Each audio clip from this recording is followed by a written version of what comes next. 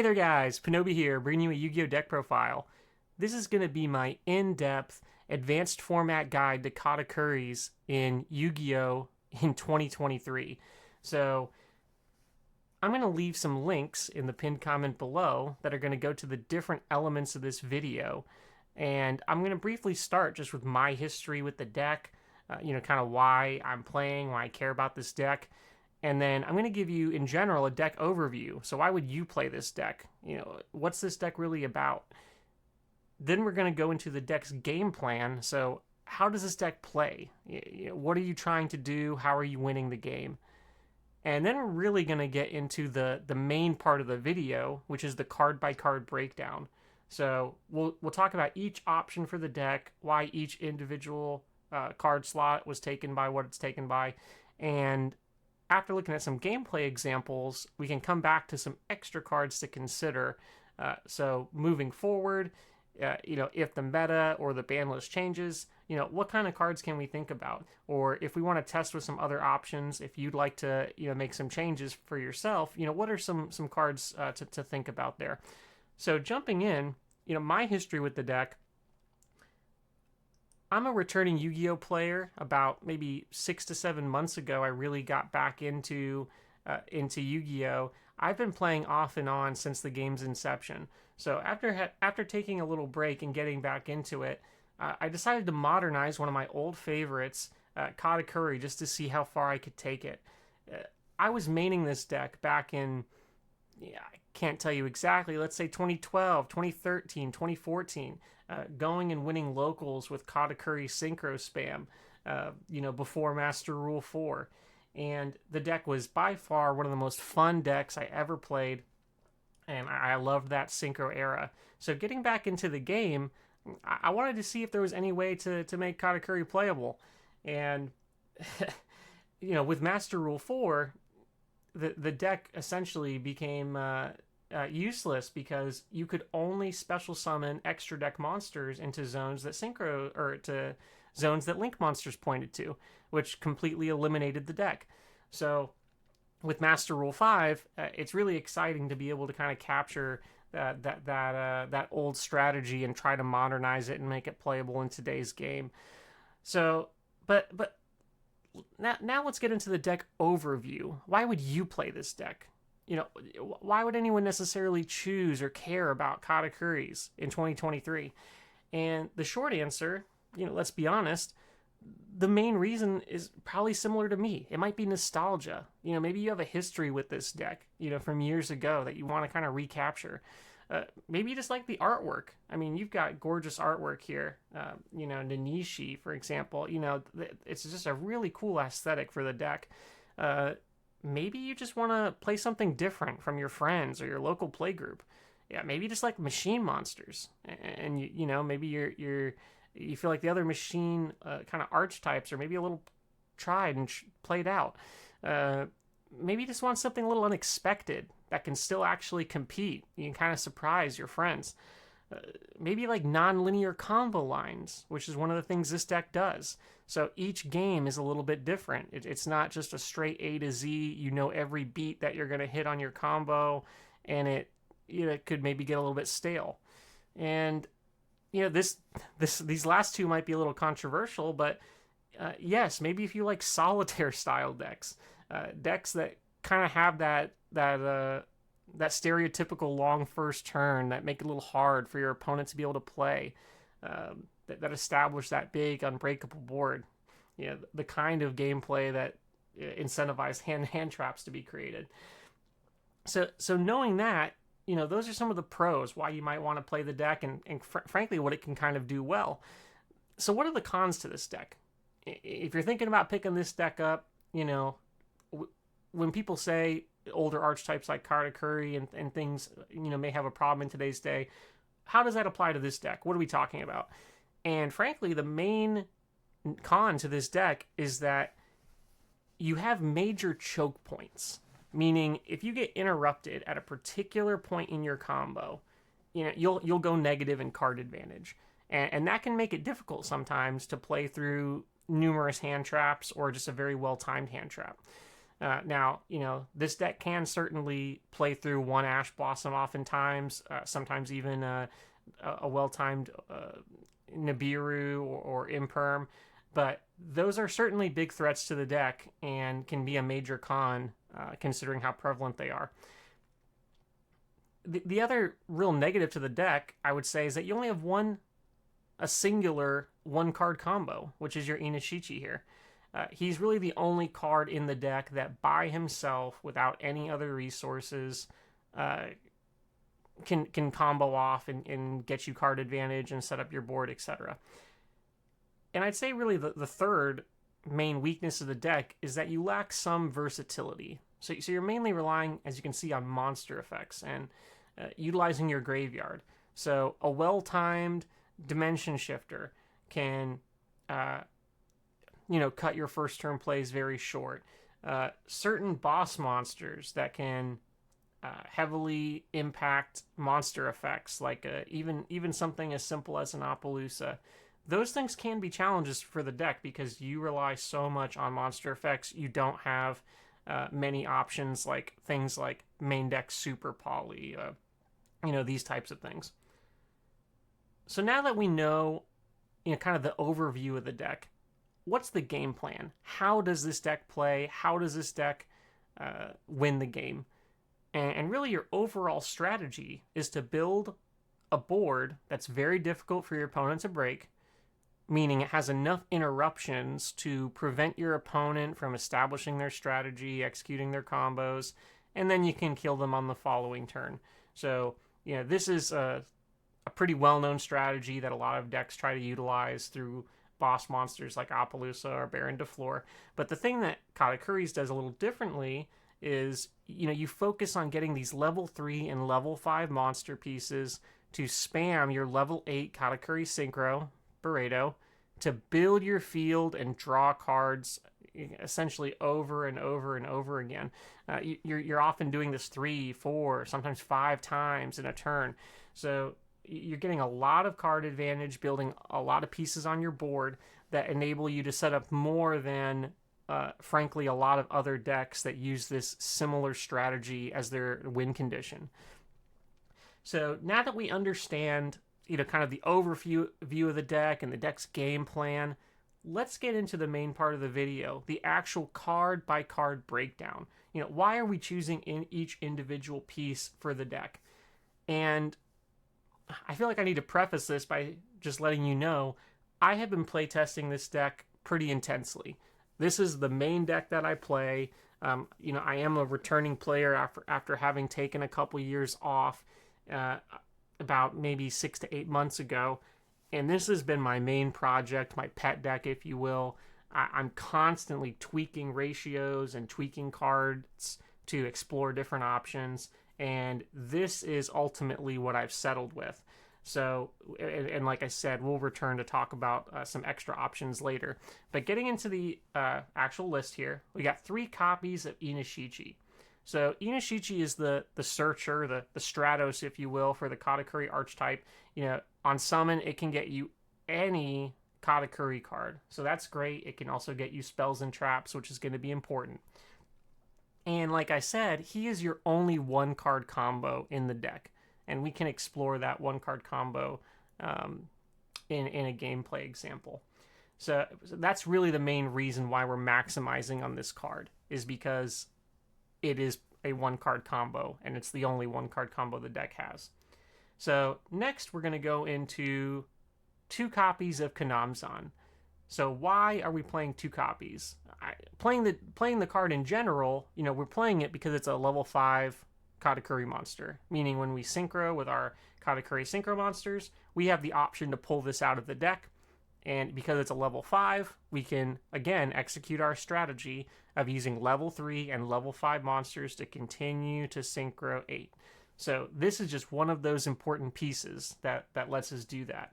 But this card specifically, as opposed to the other level 5 Katakuri monster or just some other level 5 machine monsters, again, just the fact that it's a Katakuri means we can pull it from the deck. But for Kunamzan specifically, He's great because he's part of our one card combo. So Inishichi will pull the Kanamzan to summon from the hand to let us synchro 7 if we have to use that one card combo. So we want to make sure we're playing at least one copy just for that purpose. And the reason that we have settled on 2 copies is because, number one, it's great in case this gets ashed that we could potentially have hard drawn this. It's great to have 2 copies. It comes up often that you might want a second copy to be able to pull from the deck with your Karakuri Synchro. And the third reason is because as our gameplay goes on and we're drawing cards through our main strategy, we have to be thinking, which kinds of cards would we like to be drawing later in the game? And this is actually one of the cards that we would like to draw because when we start to end our combo line, we can use his effect to summon from the hand and then overlay 5 into River Stormer, which will allow us to detach and grab a copy of Regulus, which is a pretty strong way to end our board and end our combo. So we like 2 copies of Kanamzan. Next, we got 3 copies of Shirokunichi, who I lovingly call the Frog. And we have to play this card for a couple reasons. Number one, he lets us step synchro. So step synchroing is very important in this deck for filling up our graveyard, for thinning out the deck so that we can draw into cards that we want to see, extenders into our hand. And, he's important because we'll need him for his graveyard effect on both players' turn.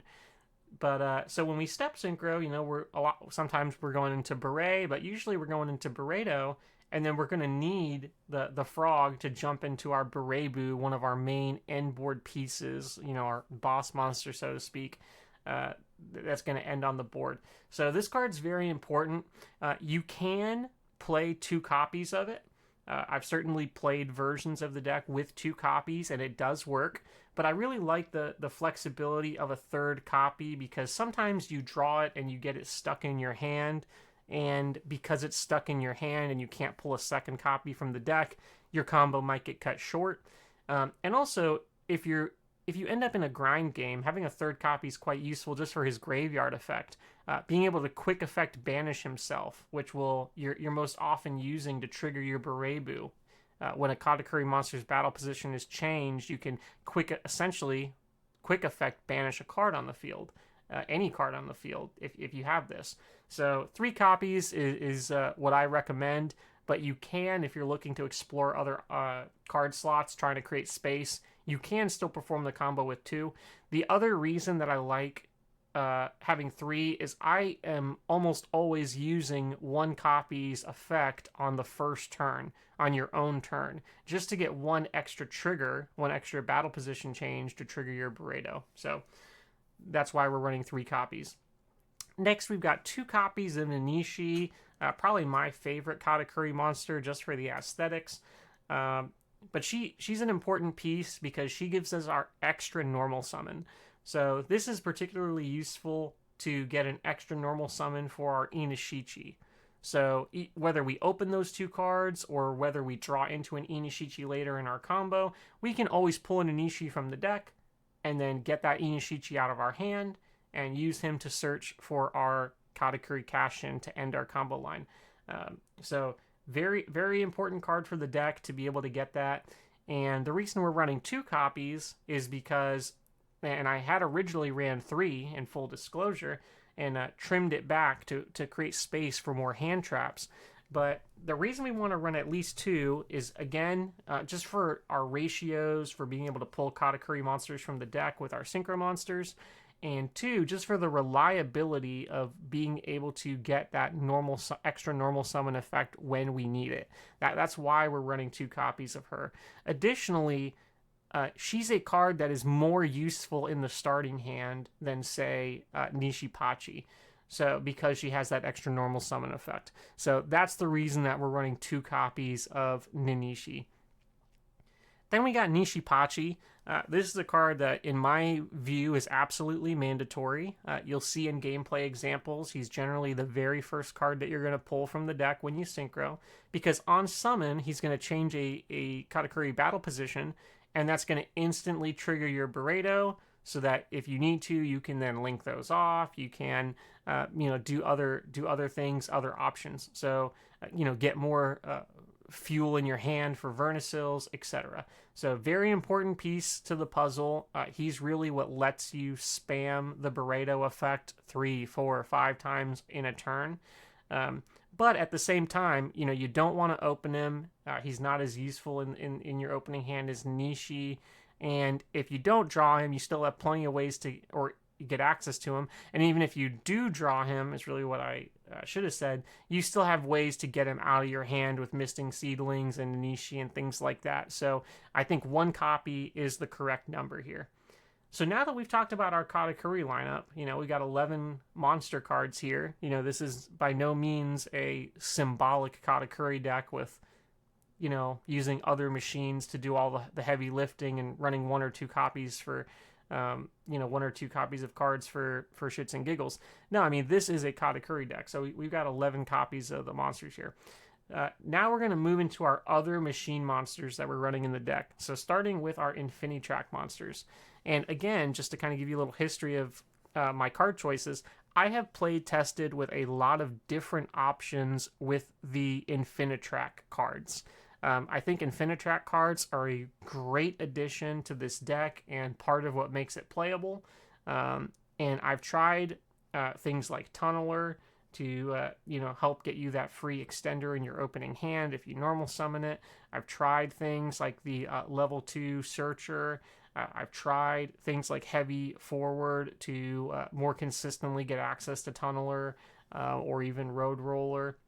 And ultimately, I've decided that I think just Tunneler and Road Roller gives you enough. Again, what we're trying to do with this deck is get level 5 and level 3 pieces onto the board in order to synchro summon. So as level 5 options, these two are absolutely great. It's much better than just running extra copies of Karakuri level 5s, because if you draw these cards, and one of the value of cards like these is that you can use them essentially as cost with your Vernasil's. You can discard them, and they are still going to add value to your game plan. So we're really trying to fit more monsters like that into the deck so that the Vernasil cards, don't have as big of a risk of going negative, and quite frankly have more of a upside of continuously getting you more and more pluses.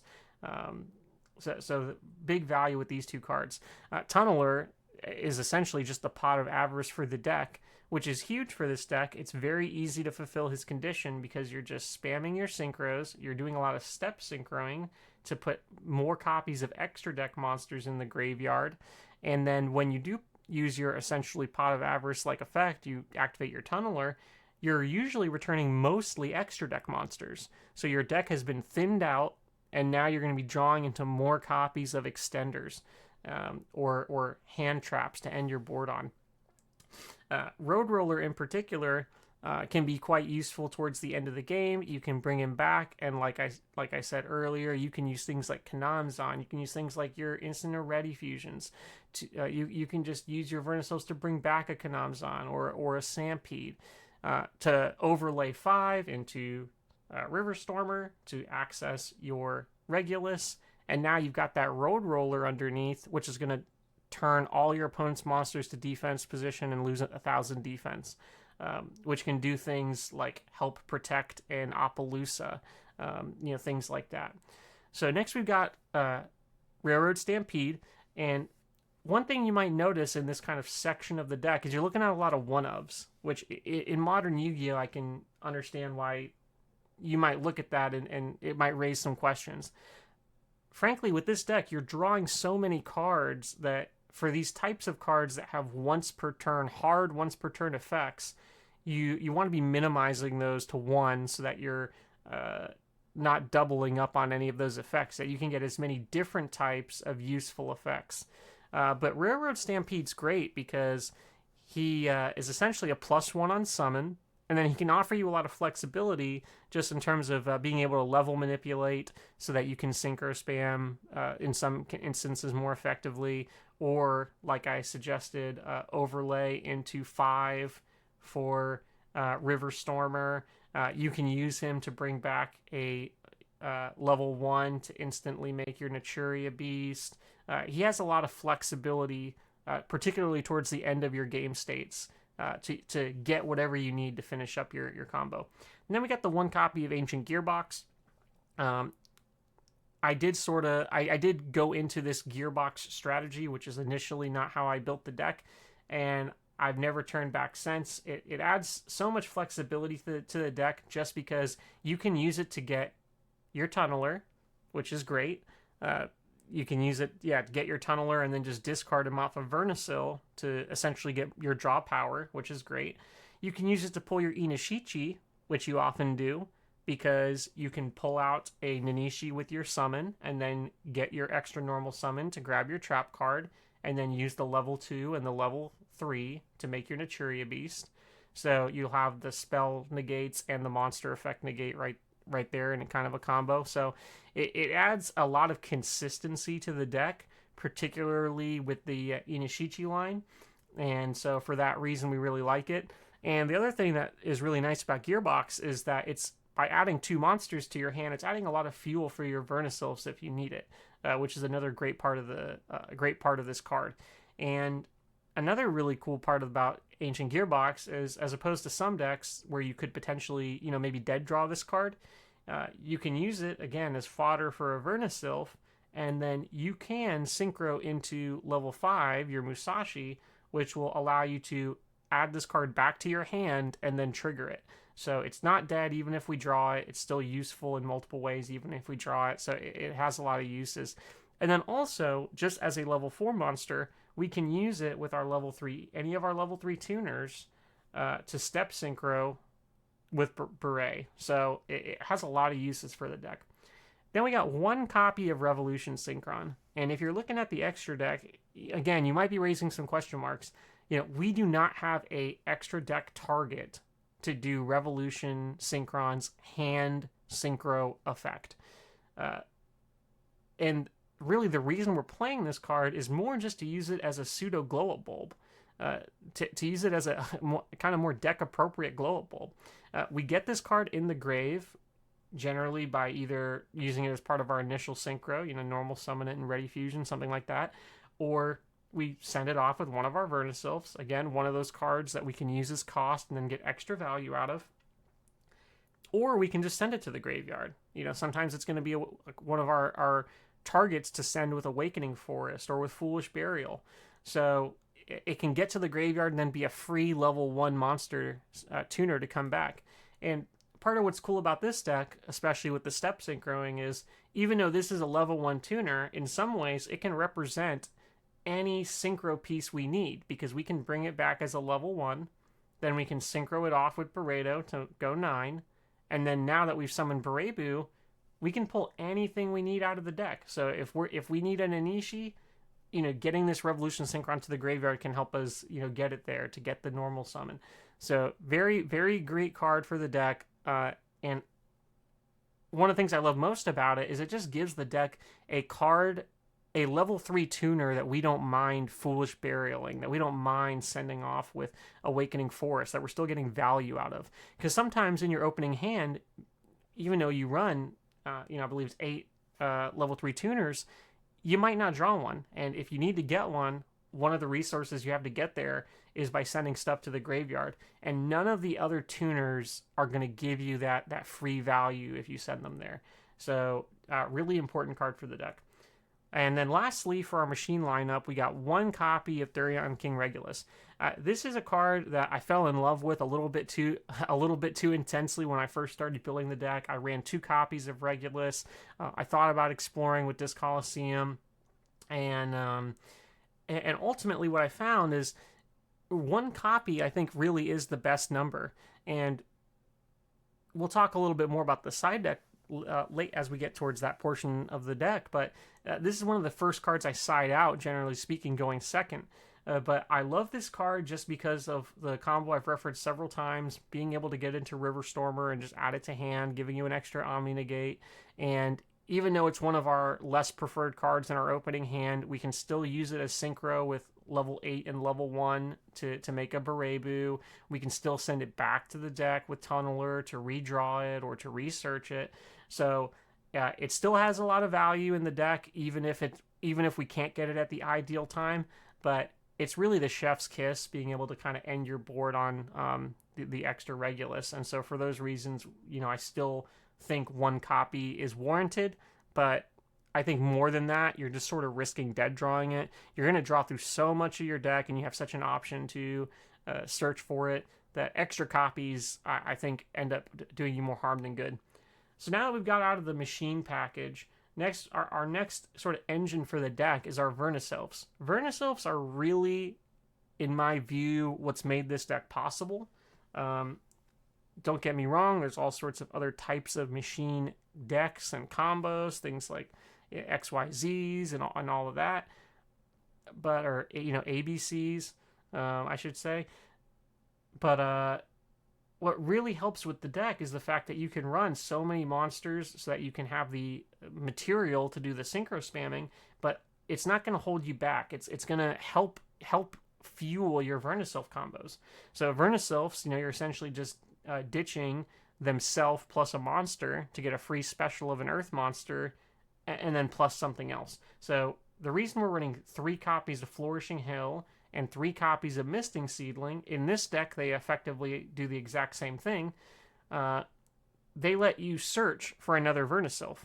So all we have to do is draw one of these, and as long as we have enough monsters, we're essentially getting 3 copies, 3 free extenders, 3 monster reborns of an earth monster. We ditch Flourishing Hills plus a monster, we search for Seedling. Ditch Seedling plus a monster, we search for either Awakening Forest, Thawing Mountains, or Flowering Fields. So that's the reason we're running 3 copies of each of the searchers, is because by drawing one of those 6 searchers, we want to maximize our ability to draw one of those. We're essentially, barring disruption, guaranteeing 3 monster reborn type effects, which is just too powerful to not maximize. And even though it is a hard once per turn effect, we're not too worried about that, because if we draw multiple copies, we can just use the multiple copies as cost.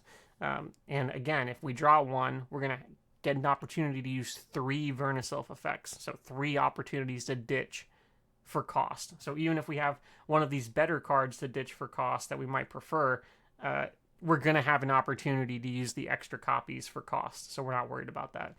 So 1 copy of Awakening Forest. Now, if you're looking at this deck and you've seen the value that some of these monsters can provide by being in the graveyard, you might be thinking what I first thought when I built this deck, which is, why not run more copies of Awakening Forest? And really the main reason that I opted to get away from extra copies of Awakening Forest is because it is a hard once per turn, and unlike the Searchers, where you're going to be guaranteeing that you're getting other cards that can use the extras as cost, if you draw multiple Awakening Forests, a lot of times, especially kind of mid combo when you're drawing a few cards off Barredo, you're not going to see any value from that second copy. And the other reason is because Infinitrack Tunneler is so valuable for this deck that when we are using Awakening Forest, Tunneler is really our number one target, our number one option that we're going to be probably sending. And because that part is so valuable to recycle our extra deck and get us those draws, whenever we're using our Searchers, we're almost always going to grab Awakening Forest. And so the reason that's a problem for running multiple copies is that if I know I'm always going to be grabbing Awakening Forest, why even put the extra copies of Awakening Forest in the deck? Why don't I use those extra Vernisylph copies for different named Vernisylphs that will not hard lock the hard once per turn effect? So if I draw them in the mid or later stages of my combo, they're adding value and they're helping me establish a better board. So that's the overall reasoning behind 1 copy of Awakening Forest. I've never gone back once I limited it to 1. Never regretted it. Never really came up. Maybe if you don't like the Foolish Burial option, or if you want to experiment with different things, then by all means.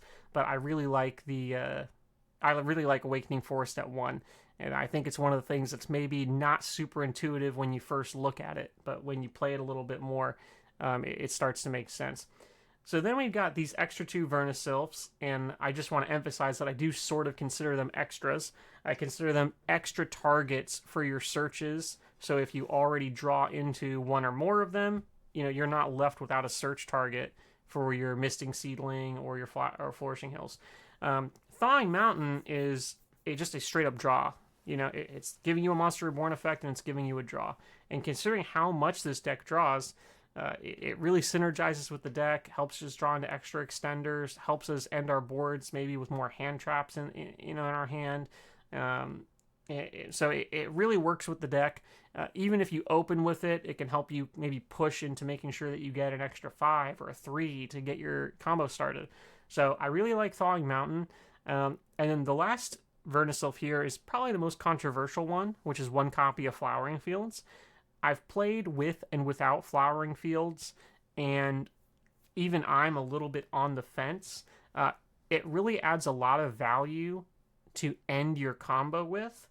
Later stages of the game, you love seeing this card, but in the early game, in your opening hand, you really hate seeing this card, because what it does is it adds, all of the Vernisylphs have their sort of Monster Reborn effect, but Flowering Fields returns an Earth monster from grave to hand, and it's mandatory.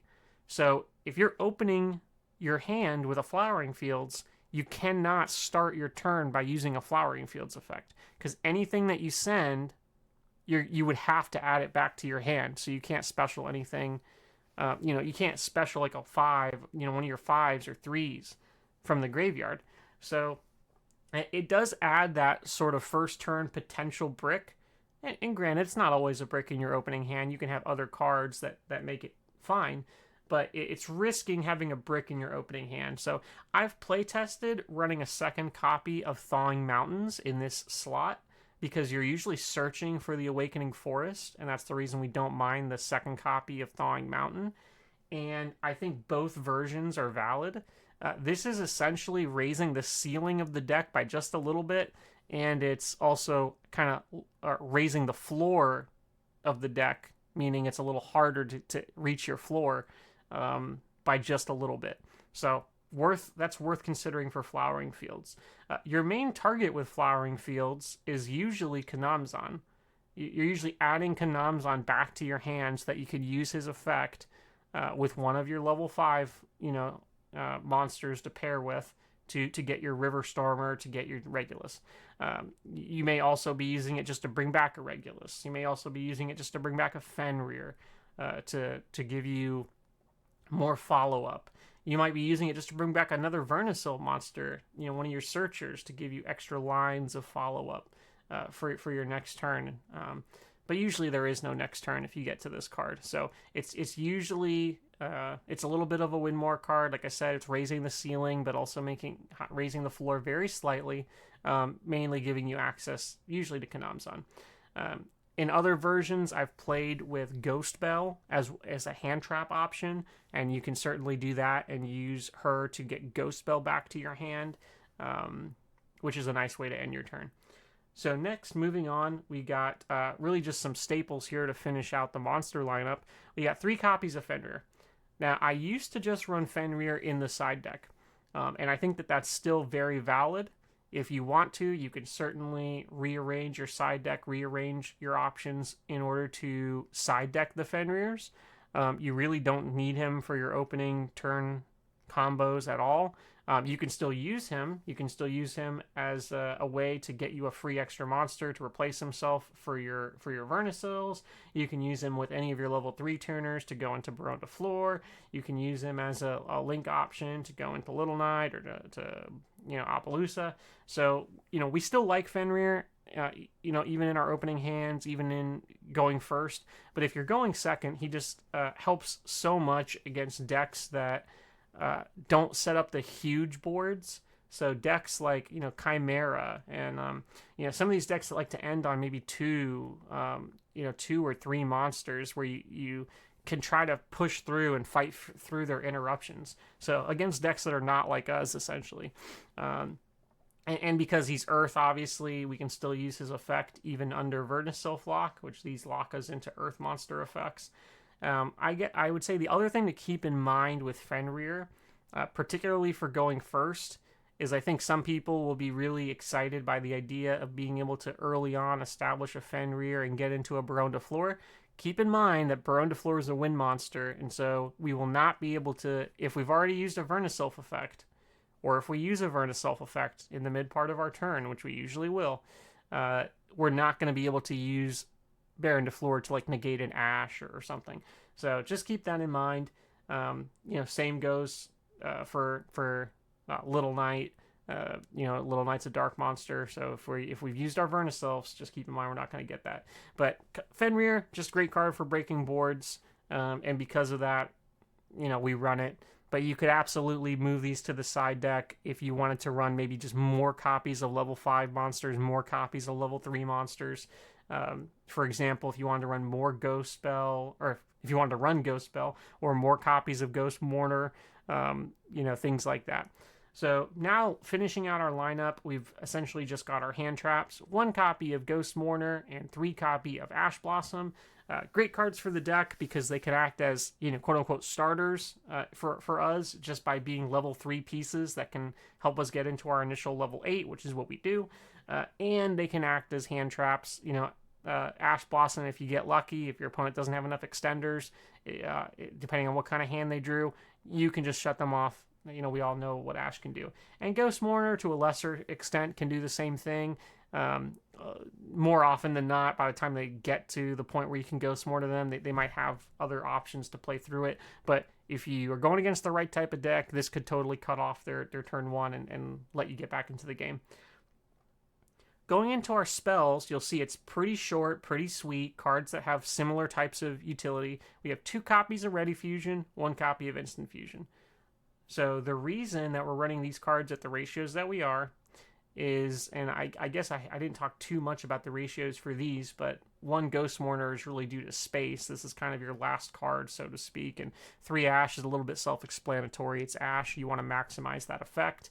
Same thing with Fenrir. You could, and I will say you could cut 1 Fenrir if you like just 2 copies, because you draw so much in this deck that you might end up drawing into your 3rd copy, essentially. So if you want to run 2 copies for Fenrir, especially in the main, and maybe side the 3rd one, you could totally do that too. But going into the spells again, Ready Fusion and Instant Fusion. These cards are absolutely great for the deck because they add so much flexibility in getting to our first, especially our first level 8 synchro, but also just used as an extender. So all of them can grab our 2 targets, Cybersaurus, which is, nostalgia in and of itself, nostalgia incarnate, and it can also grab us Allvain. So with Cybersaurus, we can pair this with one of our level 3 pieces, our level 3 tuners, or it can be a flex to get us a level 2 tuner, which we can pair with any of our level 5 monsters, or even with Railroad Stampede, who can level modulate this to be level 4. We can pair it with any of these to get into Beret, and then step synchro into Beredo. So that's why these cards are so valuable, especially as extenders if you're drawing them late, or especially as intro pieces. So great cards. The reason for the ratio, Instant Fusion is obviously limited, and then the reason we're only running 2 copies of Ready Fusion is because it is a hard once per turn effect. So I've play tested with 1 Ready Fusion because it's a hard once per turn effect. I've play tested with 3 Ready Fusion to just try to get an idea for how I feel about it. And I think 2 is the sweet spot. Like I said, because of its flexibility, it's such a high value card that we like to see it. I think 2 copies is justified. But you could certainly run 1 if you wanted to, but at that point you're starting to question, why it's taking up the extra deck space. So I think 2 is sort of the sweet spot, but because it's a hard once per turn, and because if we take up extra spots for non-monster cards, we're jeopardizing our Vernisylph playability.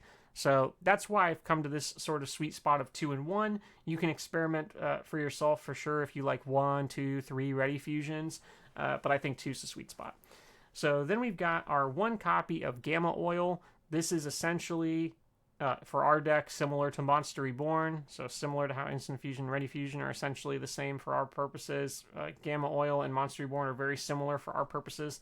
Obviously, Monster Reborn is more flexible, but Gamma Oil is just a premature burial essentially for Katakuri monsters. And the reason that we like the card is because it's searchable off of our Inishichi. Again, Inishichi can search any Katakuri card, not just monsters. So being able to search for this essential, kind of Monster Reborn effect can be really helpful. And then again, if we draw into it in the latter parts of our combo, it can certainly operate as an extender. It is a little bit bricky, I guess you could say, in terms of the fact that it's one of our least preferred cards in our opening hand. But even if we have it in our opening hand, it can still be used. If we send a Katakuri as a cost, for a Verniself effect, and it gets Ash Blossomed or whatever, we can Katakuri Gamma Oil our piece back and start building our board. So, great card for the deck. I certainly would run it. Only one, because it is a hard once per turn, which, the fact it's pretty basically the only Katakuri effect that's hard once per turn, which is kind of funny. That kind of, I guess, shows you that it's one of the newer, relatively speaking, cards. Monster Reborn, straightforward. Using it as an extender, can potentially use it, if it turns into a grind game in a powerful way. Just straightforward extender. Now, one copy of Foolish Burial. This is a card I wasn't originally running. I was more interested in the multiple copies of Awakening Forest and some other things, a heavier Infinitrack package, things like that. And as I played the deck more and more, I really adapted to liking Foolish Burial in the deck. Particularly, obviously we can use it on Tunneler. He's our primary target, so to speak. But also, it's really great with Revolution Synchron. The fact that we can Foolish, especially, if we're in our early to mid stages of our play, we can get the Revolution Synchron, we get the extra mill, which we might be milling one of our valuable pieces, like valuable in the sense that they add value by being in the graveyard, and also it just helps us add fodder, potentially more fodder, for our Infinitrack Tunneler if we haven't got to that point of our strategy yet. It can help us if our opponent starts to kind of catch on to our deck a little bit, if they save their interruptions for our Beredo. Especially at my local play group, people who have played me before with the deck, they certainly try to do that. So if they save their Ash Blossom or their Imperm for your Beredo, the fact that you can Foolish a Revolution Synchron, mill, go 9, and kind of keep pushing, adds a lot of value. And just also the flexibility, you can essentially use it for a level 5 extender with Road Roller. One of the great parts about Road Roller, that maybe I could have mentioned a little earlier, and you'll see in the gameplay footage, is that you can banish your frog here, Shirokinichi, to trigger Road Roller really at any point you need to in your combo. So it can essentially act as another extender. So that's why we really like Foolish Burial. And then the last card of the deck is one copy of Karakuri Cash-In. Again, one of your cards that you prefer not to have in your opening hand, probably that, and maybe Regulus, Gamma Oil, some of the cards you prefer if you can help it from having in your opening hand.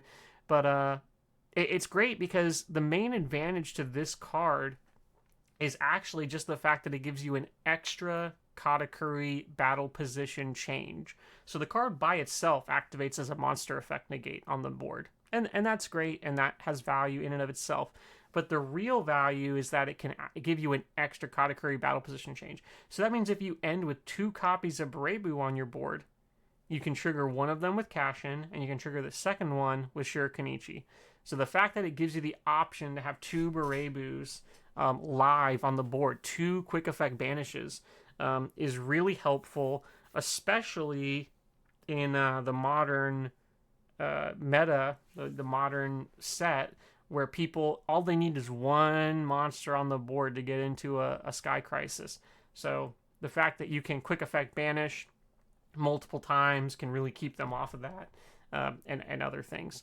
So now that we've got a sense for the main deck, what our card choices are, let's go ahead and get into the extra deck. So because it's primarily a synchro deck, I have the synchros here first. Baron de Fleur, straightforward, level 10. We can make it very easily by step synchroing with our Berebu.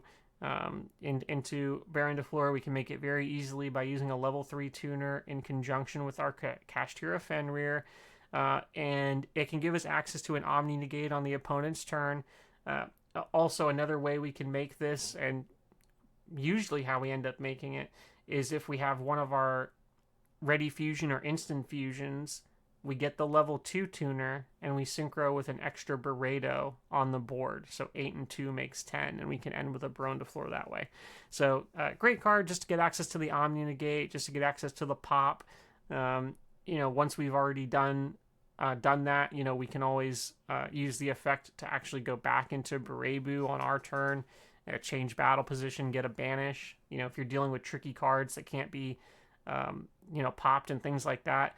That's another one of the values of this deck, is just having access to a quick effect banish. Helps deal with a lot of monsters and situations with cards that have great graveyard effects. So very useful. Even spells and traps nowadays, a lot of them have graveyard effects. So being able to get the banish is really nice. So 2 copies of Berebu. 2 is the sweet spot. You don't need 3. You're generally going into 2 every turn, or every combo line. You're going into 2 copies of these guys most of the time. If you do ever need a 3rd copy, it's only going to be because you linked it off or you synchroed one of them into a Baron de Fleur, in which case you can just return it with Tunneler. So next we got 3 copies of Beredo. He, again, is the main engine for the deck. This is your MVP. This is the best card. This is the card that makes it all possible, the card that makes your deck go, and you need 3 copies. It's not debatable. Don't try to add something spicy to your extra deck and cut one of these just because it's the only 3 of. You will need these 3 copies. I guarantee you'll regret it if you cut one. Run the 3 copies. You go through them very easily, and like I said, oftentimes even after you put stuff back with Tunneler, you can, at that point you might be settling down and going into your final things like Nat Beast or Baron de Fleur or whatever, but if you need to push for more cards, you can go through 4 or 5 of these, no problem. So then we got the 1 copy of Beret. I was originally running 2. It's one of the cards that I realized I could trim down and cut back on.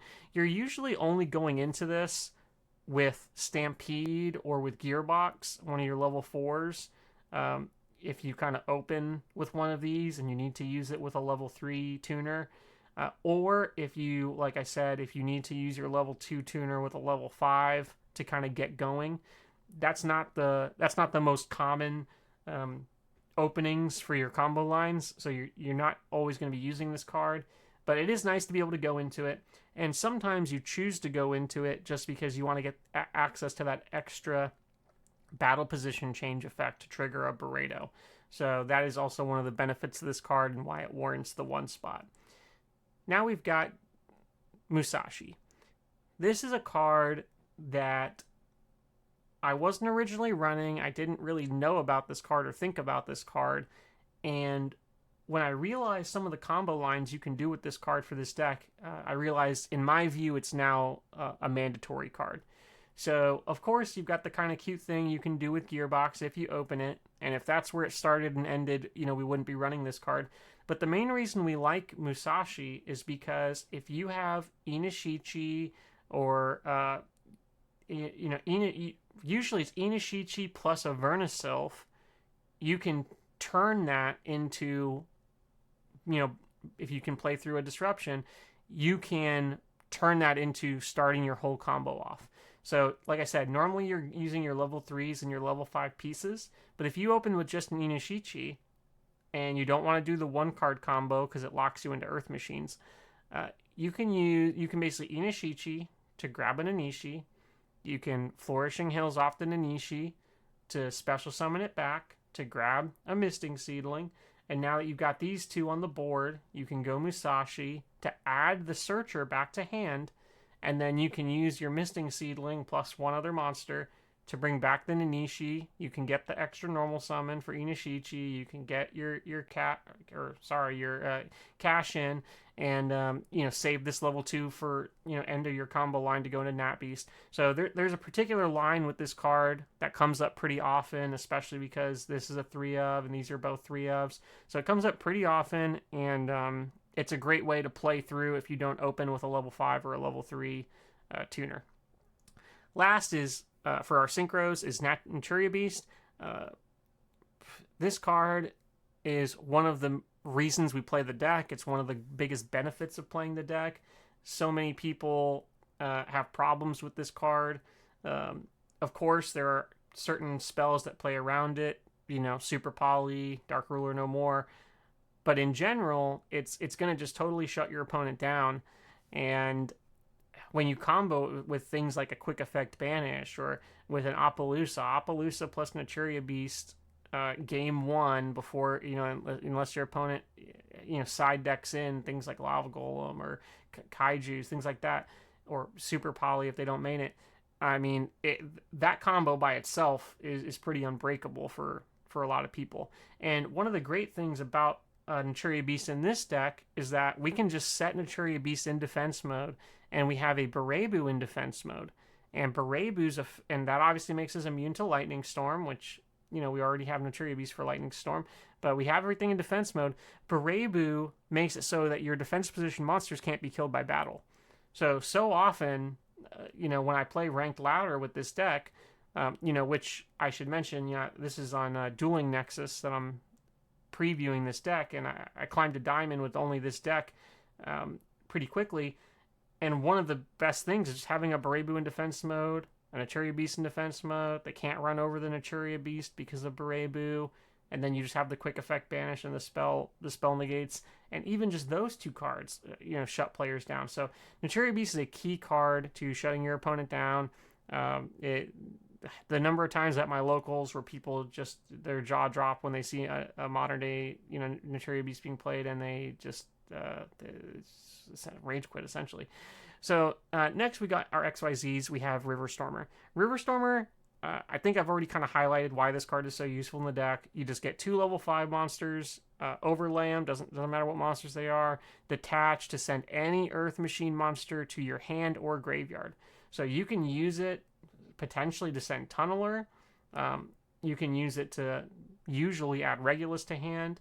You can use it to send Revolution Synchron if you need access to that. So a lot of value for this card. You can use it to send Pegasus, and then you can Vernasilfa Pegasus to get another extender. So you can do all sorts of things with River Stormer. I especially like it if I am side decking to where I know I'm going first, and I like to side deck in a second copy of Tunneler, and you can have the option on your next turn to send another Tunneler to the graveyard with this, and give you so much recursion, so much clapback if you're not able to lock your opponent out of the game. So our fusions, we talked about these. These are just instant and ready fusion targets. Nothing more, nothing less. They're really just used for synchro fodder, sometimes overlay fodder, for Cybersaurus. So now we're going into our 3 link monsters that we have here. And pretty straightforward. Gear Ballista adds a lot of value to the deck. Like we said, it can search for your 1-card combo. It can search for Tunneler. It can technically search for Nishipachi if you just need a target. You're usually not going to use it that way. So we love Ancient Gear Ballista for that reason. And because it counts as 2 for Link, it's great also because it counts as 2, and the card itself doesn't really add value once it's already on the board. We just link it off for an Appaloosa or link it off for a Little Knight. And because it's a Link monster, this doesn't come up too often because a lot of times you're Vernasilf locked out of this effect, but you can use it as fodder for Little Knight to trigger the first effect. So, great card. Little Knight, I actually don't own a Little Knight in person, so my version in person actually has a Sky Crisis in the main extra deck. But through playing online and playing with Little Knight, of course, it's great. We all know what it does, and it's nice because If you don't want to end on an Appaloosa, or for some reason your combo is getting a little cut short, you don't have enough fodder for Appaloosa plus the other things that you want to do, you can just go for a Little Knight. And Little Knight's great. You can use it essentially again as a quick effect banish, and it can add a lot of utility with that. So last card, Appaloosa. And I know Appaloosa in some decks can be a little bit more of a liability than a benefit. I will say, whenever I'm going second, I'm almost never playing this card. I'm never going into this card, usually going second.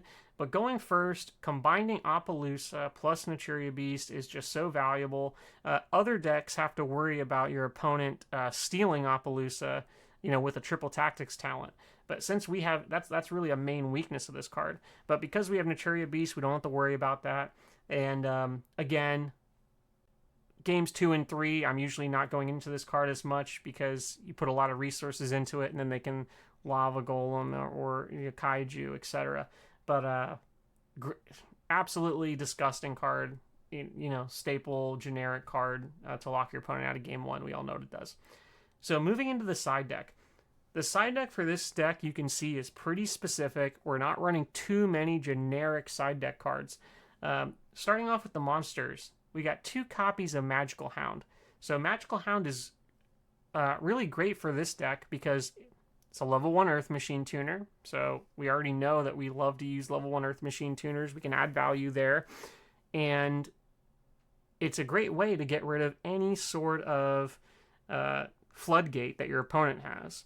So, dinosaurs, if they have the field spell and for some reason that's, preventing you from doing your thing. If your opponent has some other field spell or quick or, continuous spell, the Red Dragon Archfiend archetype with their continuous spell, maybe branded, with one of their continuous spells or traps.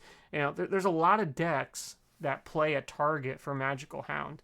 And, you're not running into decks so much anymore with things like summon limit and all of that. But if you are running into even those types of floodgates, macro, defissure, summon limit, there can only be one, rivalry, etc.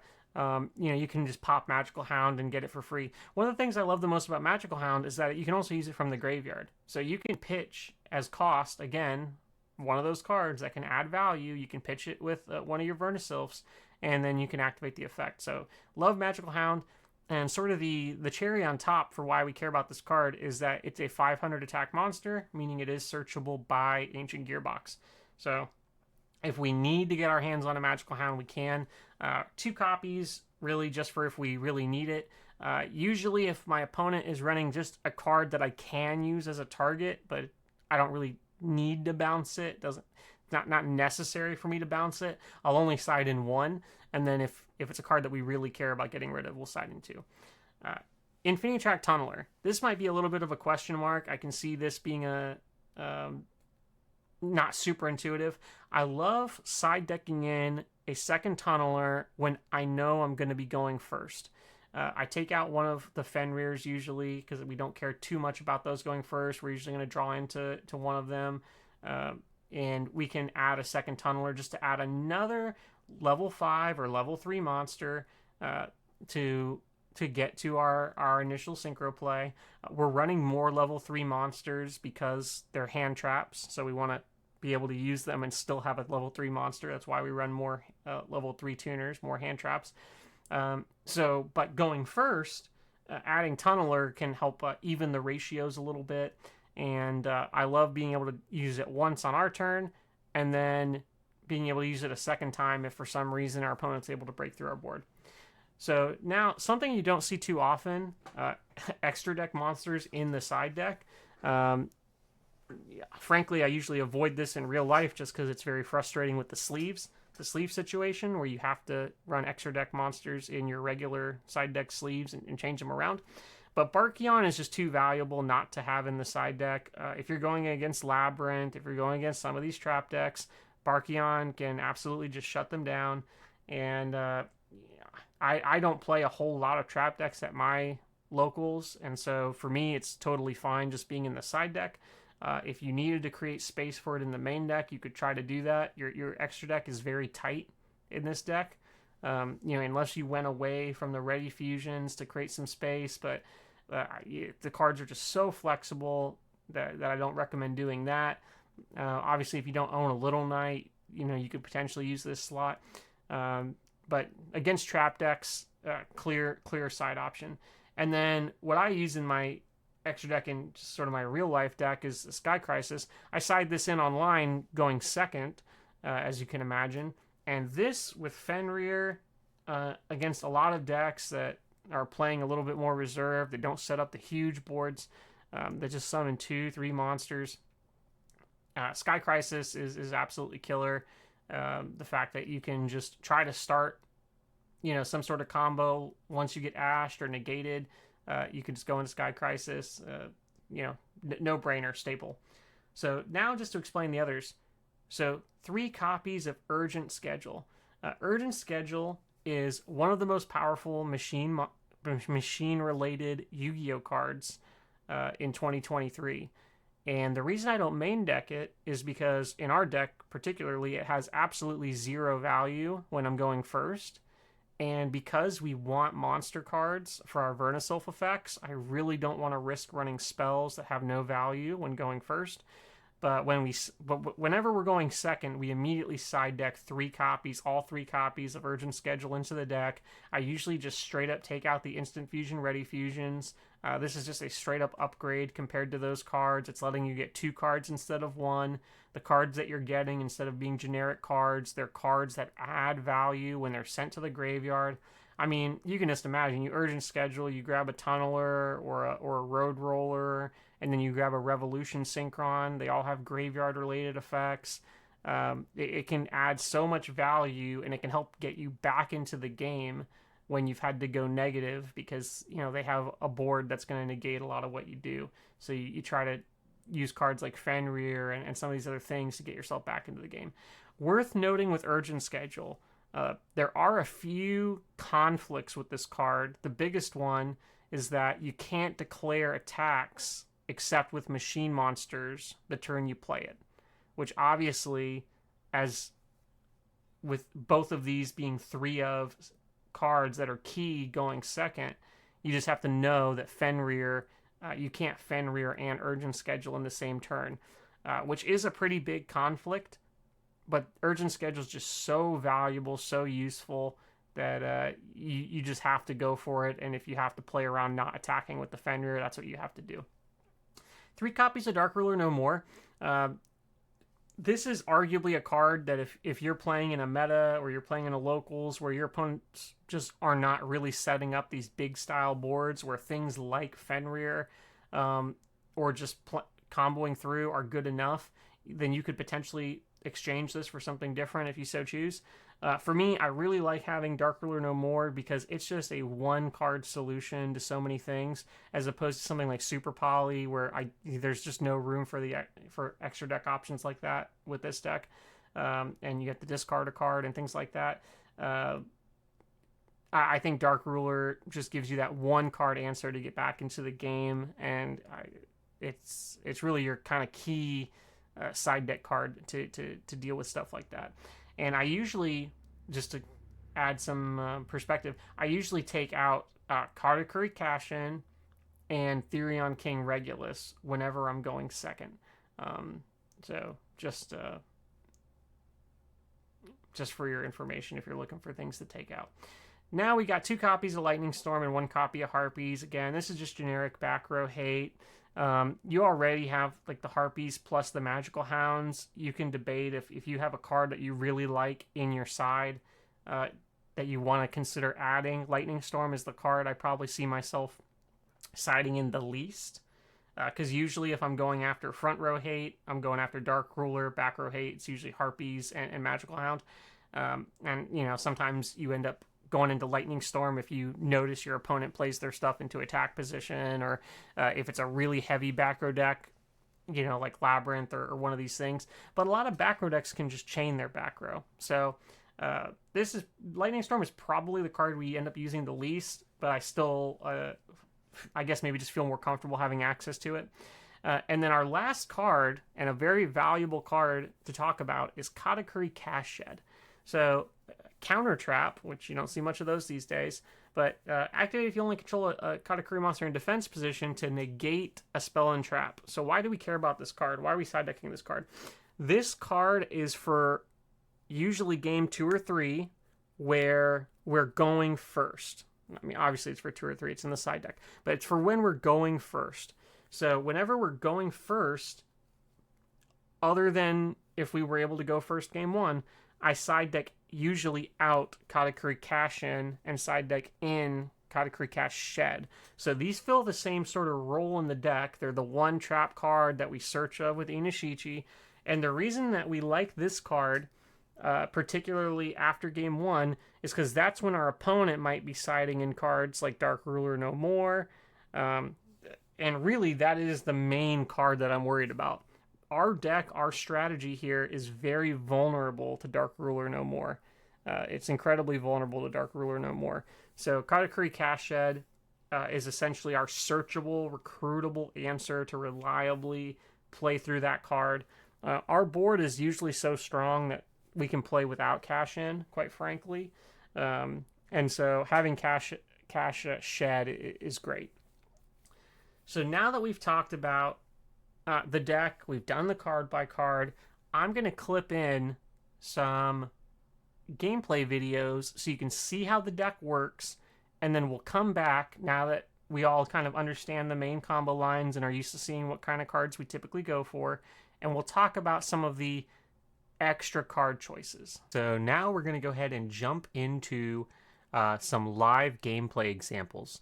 I want to do these live just so I can sort of walk you through my thought process in real time. I realize it's going to make it longer, but I feel like it can be more beneficial than just watching a sort of sped up replay style. Maybe I'll throw some of those in there in case we can't get hands where I can show you the one card combo or the Musashi line or something like that. But I want to take you through some live hands so that you can just sort of see the thought process in real time. We're not going to hand pick good or bad hands. We'll kind of just see what we get and go from there. So, all right, we got a pretty standard hand here. We got one of our Ready Fusions. We've got one of our Ash Blossoms. This is what I'm talking about when I say we want a level 3 and a level 5 piece. If we're going second, we have the Ash Blossom to hopefully try to shut our opponent down. We can always bring it back with the Monster Reborn. So we've got some tools here. But, we have a few options. We can choose if we want to actually just normal summon the Ash Blossom and use it as a tuner right off the bat. And in this case, I think we will, because we draw so much that we might just draw into another one anyway, and we can save that Foolish Burial for a different extender. So go ahead and go for the Ready Fusion. Just go ahead and grab our Cybersaurus, and we're going to go into our level 8 Synchro, our Burrito. And like we talked about, pretty much the first thing that we want to do is go ahead and just grab our Nishipachi, which is going to let us get our draw. And I'm going to go ahead and turn the volume off here. So get our draw. We've got our 2 different Vernisylphs. Everything's looking pretty standard. This is where I'm going to go ahead and use the Foolish Burial to send off the Revolution Synchron. Reason I'm going to do that is because I want to go ahead and... Oh, we sent the Shurikenichi off. Interesting. I want to thin our deck a little bit. And we already know that we're going to... Because we have the Vernisylphs, we know we're going to have access to Awakening Forest. So we don't have to worry about not getting access to our Tunneler, which is our most important target for sending off. And we know that because we didn't open with our Gearbox or something like that, we still have access to those things. So let's go ahead and run through our hand a little bit here. Let's see what we can go for. In this case, we still have a few different options. We can get more level 1 tuners out of the deck. I kind of like that option. Now, if we want to get this draw off of Burrito, we have two main options. We can banish the Shurikenichi to trigger it, or we can just use our Monster Reborn. We can use one of our Vernisylph effects. But I do like holding off a little bit on the Vernisylphs just to see if we draw into something that's good to send. So let's just go ahead and use the Monster Reborn to get Nishipachi, to trigger the Nishipachi, to get the draw off Burrito. And we drew into Inishichi. So this is one of the good things about getting a few draws off before you do your gearbox play, is you can see whether or not you are going to get that, so you can kind of choose which one you want to get. We're going to go ahead and grab another Pareto. Now we can just go ahead and grab a 5 so that we can make another 8. And we're going to go ahead and grab an Inishichi. So the reason we're grabbing an Inishichi is because I'm actually going to just link it off so that we're thinning it out of the deck. We're reducing the chance that we're going to draw it, because now we can use our ballista combo, because we already have one, so we don't want to draw more copies. So now we can get our gearbox to add our tunneler to hand. Now, the reason that I linked off one of these Berebus, which, you know, might seem a little weird at first, because you're like, wow, Berebu, having double Berebu on an end board seems really good. Why would you get rid of it? Well, number one, we're not worried about it. We know we can get it back. We have multiple monster reborns for Earth monsters in hand. If they had a response, they would have did it by now.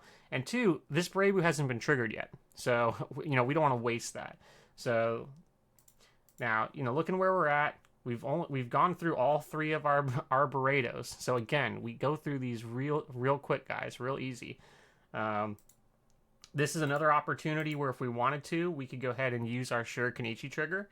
But if we draw into our Road Roller later, you know, we could potentially regret not having access to that live. So, few options here. We know we have 2 Shurikenichis in the grave, which means there's at least 1 more in the deck. So from here, we're gonna start using our Vernisylphs. We're gonna get access to Awakening Forest, because we can use it to send off Road Roller to trigger it. Here, we can just go ahead and go straight into Nishipachi. If we wanted to, we could do a Bereto first and then do a Shurikenichi play. I actually kind of like that, because we can get the double draw and then send off. So we're going to grab a Bereto back again, and then now we can use one of our Shurikenichis, change a battle position, trigger both of these, get 2 draws. We still have the... we don't have Ready Fusion Live. This is the one we opened with, so we have Instant Fusion Live, so we got 1 dead here. But now we can use Awakening Forest, send off the Tunneler, so basically get ready to use our Pot of Avarice like play, and we can send the Road Roller, so that way we'll have it live. Now we can go ahead and grab a level 1 tuner here. Reason why we would want to grab a level 1 tuner is so we can remake level 9, then pull the level 3 tuner out of the deck and get the extra normal summon. So that's the thought process. So let's go ahead and grab that. And now we're going to use Tunneler. We're going to send back, again, mostly extra deck, right? We almost always want to send back a Nishipachi. And here we have a few options. A lot of times you'll have an extra Bereto in here, so you're usually only sending back just the Nishipachi. But sometimes you're going to send back a Kanamzan, because we haven't used the Kanamzan effect, and he's actually a good card to draw. So keep in mind, our deck is, you know, fairly thinned out. We're at 22, and we're going to hit Flowering Fields, which is great. So we got Road Roller. Road Roller's going to come out. Now, like we said, we can go ahead and use the 9. 9 can go ahead and grab the 3. And again, we can go ahead and link off another Bereto. Get our extra normal summon, which is going to be able to grab as the trap card. And from here, we have a few options. We don't need to go straight into Naturia Beast or anything like that. We know we still have at least 1 level 1 in the deck. So we have a few options, but we don't really want to make level 8s anymore. We're not going to be able to synchro them off into 9. We're not going to be able to link them off. So unless we had access to like an instant fusion for a level 2 tuner to turn it into Baron de Fleur, we're not going to really want to do that at this point in the game. So we're starting to slow down here. We're starting to get to a point where we can start getting into our end board. We already know that we've got this flowering fields in hand, which is going to be nice. We can use it to add back our Kanamzan to do that play line. So we actually can just go ahead, go into Naturia Beast. We can. It feels like a waste to not get a little bit more, but we're kind of at a point where we don't need to do much else. So we use the flowering fields. We'll add the Kanamzan back to hand. We'll set up our extra Berebu. Again, I like ending on double Berebu. Now here, we certainly have options where if we wanted to, we could go into Baron de Fleur, but I actually like the double Berebu. And we can have one in attack position, that's fine. We're going to have multiple ways to change their battle positions. I kind of like having them, 1-1. And then this is that combo we talked about. We go River Stormer, we just detach the Kanamzan so that the Road Roller stays attached. We add the Regulus, play the Regulus down. I just grab the Ballista because I know I'm never going to really want to use it again. And we can just set a cash in.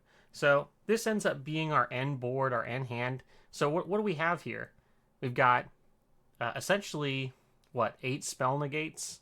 Up to 8 spell negates. We've got up to 3 monster effect negates. We got 2 quick effect banishes because we can quick effect use the Shirokanichi to change a battle position and trigger a banish.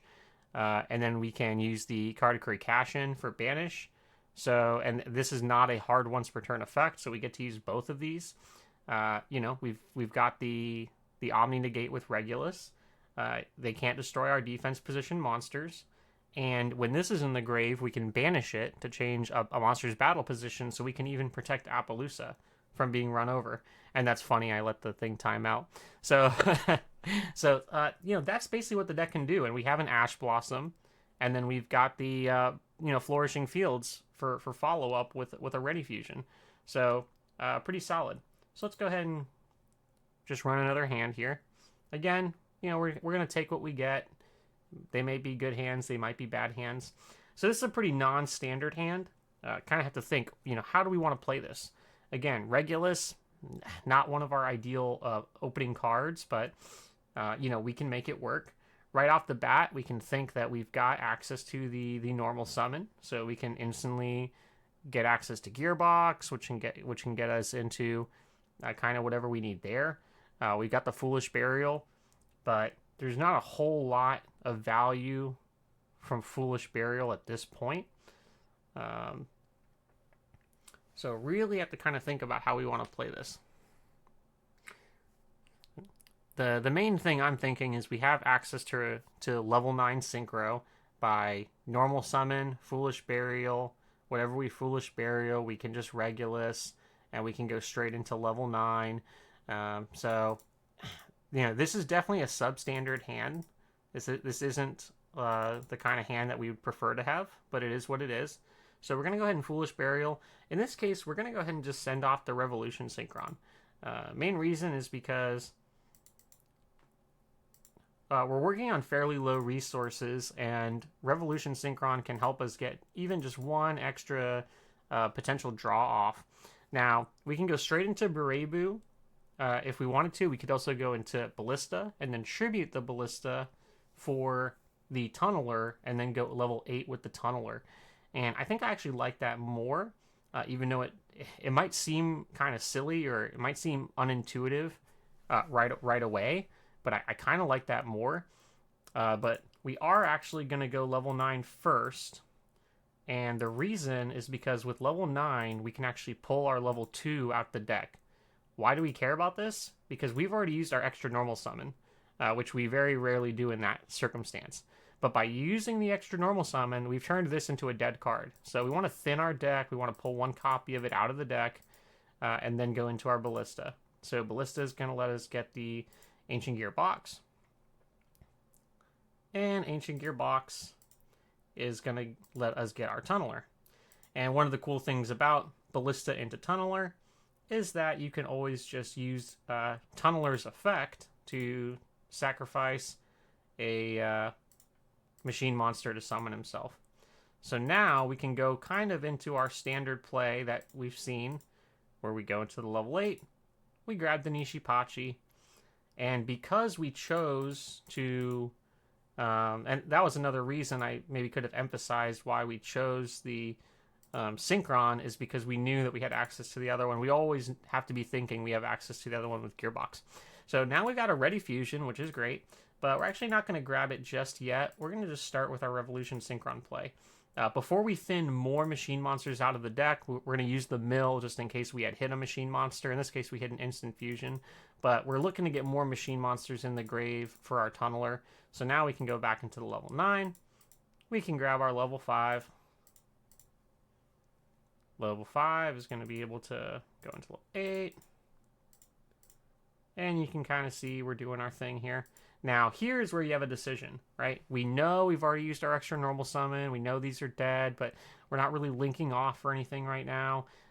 We could go into our Kanamzan, and in this case, I actually am thinking to go to Kanamzan because we can Ready Fusion to grab our level 2 tuner to step synchro with the Shirokinichi, get the trigger, and go about it that way. If we wanted to, we could also grab the Shirokinichi, banish to get the battle position change and get the draw, and then we could potentially draw into a Kanamzan, which is by no means a dead draw. But in this case, I think we'd really like to draw into our Vernisylphs, if possible. So we're going to take the extra deck thinning, even though this Ready Fusion is going to be used on a non-machine target, so one less card we can send back. But we're going to get the extra card to send back by step synchroing.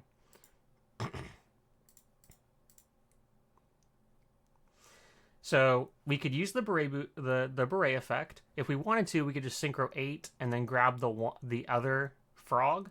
So that way when we use this effect, we're going to get a draw off him. We don't risk drawing into the frog. But that means that we don't have our frog effect live for the future. So there's some pros and cons. In this case, I think I am actually going to take away the risk of drawing into the frog again, because we haven't seen our Vernisylphs. And so we'd really like to see our Vernisylphs. And we're going to get 4 draws here. We're going to get these 2, and then we're going to get our Pot of Avarice draws. So we're in a pretty good position. We have to make sure we get this level 9 back in the deck so that we can go level 9 off of some of these. We got a hand trap, not bad. If we get a Vernisylph, this Stampede is going to be great for us. So let's go ahead and use our Tunneler. Main thing we need to send back is this level 9, because we want to go into that right away. We can send our extra copy of 7 and 8 back.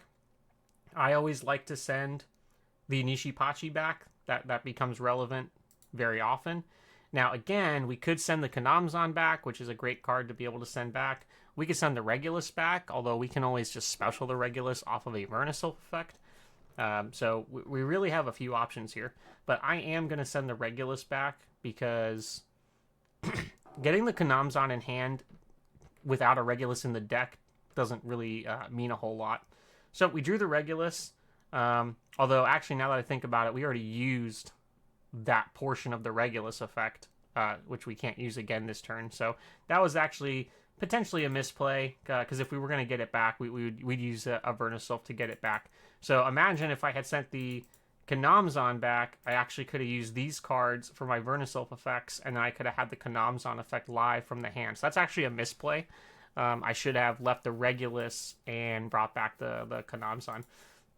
But in this case, we know we've got 3 Vernisylph triggers, but we have 3 good discard targets right there. So again, a little bit of a misplay, nothing crazy, but we want to be thinking about our mistakes when they come up. So in this circumstance, we're just going to grab another Inishichi. And you might have been thinking why I left this Ballista here. I just said in the last game I used Regulus on Ballista because I'm never really going to be bringing it back. That's because in that circumstance, we already went into Appaloosa. In this case, we didn't. So this actually represents two link options. So that's what we're actually going to just go ahead and start with. I'm actually going to save the Stampede for a second, and we're just going to send off the Gearbox. Go ahead and grab Flourishing Hills. And in this case, we can just grab the Ballista. Again, thinning out the deck from cards that we're not going to need. And we can go into Appaloosa. So as you can see, things are looking pretty similar. We know that we've got the Frog live for our opponent's turn. We got 2 copies, in fact. We're feeling pretty good. We know that Stampede can instantly get us into our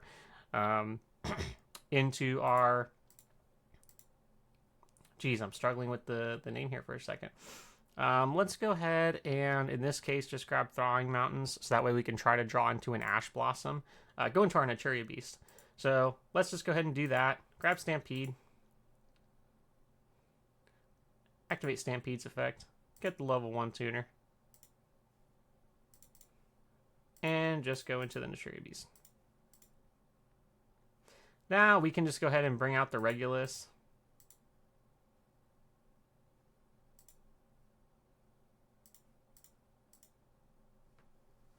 And we've got a Monster Reborn here, so we can kind of just end on another Burrito if we want, which will activate as extra draws. You know, we got a few different things that we could do. Again, if I hadn't kind of misplayed the Regulus, we could have actually played it a little bit different and got access to a Baron de Fleur. So that was a mistake on my part. But again, you can see our end board here. Again, we've got the Naturia Beast plus Appaloosa plus the double Berebu. Pretty strong end board. We got the Omni Negate. And this Burrito is going to give us a draw on their turn when we use the effect. And then a draw on our turn when we just manually change it, a Karakuri battle position. And we've got the hand trap to back us up. So started off with a pretty non-typical hand, but we were still able to run through most of our combo. But we couldn't get that extra normal summon, so we couldn't recruit our trap card. So let's go ahead and jump into another one. All right, this is actually a hand. This would be a good hand where I could show you the 1-card combo. I mean, we have an Ash Blossom plus a Ready Fusion, right? So we don't need to do the 1-card combo. We could do a pretty explosive turn like we've shown with the last couple duels. But let's just take this as an opportunity. Let's say we're going second and you know, I'm not going to make it too complicated, but let's just say that we're not going to use this Ash Blossom because we, you know, maybe had to use it to stop their branded fusion, their whatever, and they pass turn, and, you know, we're going to do our thing. You know, what can this card do by itself? So let's just showcase that. So we got Inishichi. And keep in mind, when I say 1-card combo, by no means is this, you know, some super explosive, super, you know, crazy setup. But it makes it so that you got at least a little bit of something in case they interrupt you. So we grab the Inishichi, we use the Kanamzan effect. Now, one thing about this 1-card combo is that it's really a secondary play. It's a fallback plan. Because when you use Kanamzan, he summons himself as a tuner, which is why we can synchro, but it locks you into Earth Machines. So we can't go Appaloosa, we can't go Naturia Beast. You know, we're not going to get one of those primary game states.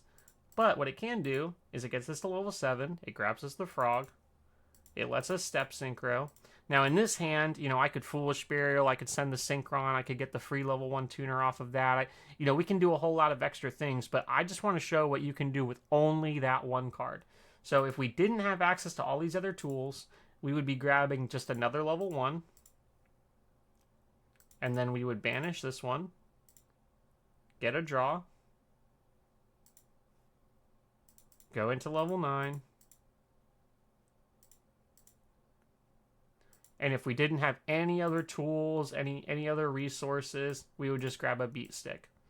So this is essentially what you got off that 1 card. If we forget what, you know, everything else that we opened with here, just off of this 1 card, you get a Berebu with a quick effect banish, with just a, you know, a Beat Stick, and then 1 random card in your hand that you're going to draw off Burrito.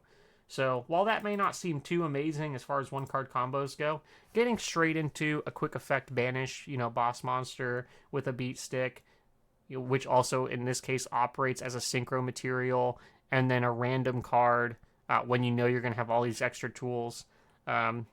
is not too bad, not too shabby. That's kind of a default play that you can run into, and like in this case, you set the trap card and things like that. Pretty decent. So, and obviously you could keep playing down that line and get into your Regulus, and even though you are stuck into machines, you can still do a few things. So let's go ahead and jump into another game here. And right away, I see, we've got our Ready Fusion, and this is why the level 2 tuner in the extra deck is so useful, is because we can use it with this tunneler. Even though we don't have a level 3 tuner, we can use it with the tunneler to keep our plays going. Sorry, guys, I got disconnected while doing the play hands, so I'm back here. That last hand was looking pretty good, but it was basically the same kind of standard combo that we saw the last few times. We had a level 5, and then we were able to instant fusion for the level 2 tuner and go off that way. So we're back here. Again, we've got a pretty standard hand here, pretty solid. We've got the level 3 tuner. We've got the level 5. You guys kind of know how this plays out. We've got the Foolish to try to potentially bait their Ash Blossom. I kind of want to maybe just run through some hands until I can get to one that's going to show you guys the Musashi combo that I was talking about.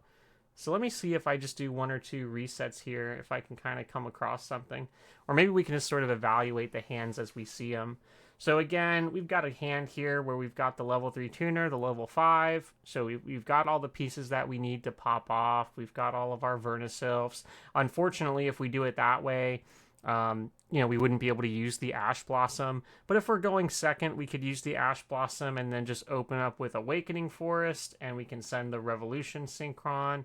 And then we can, use our Vernisylphs to bring it back and combo off that way.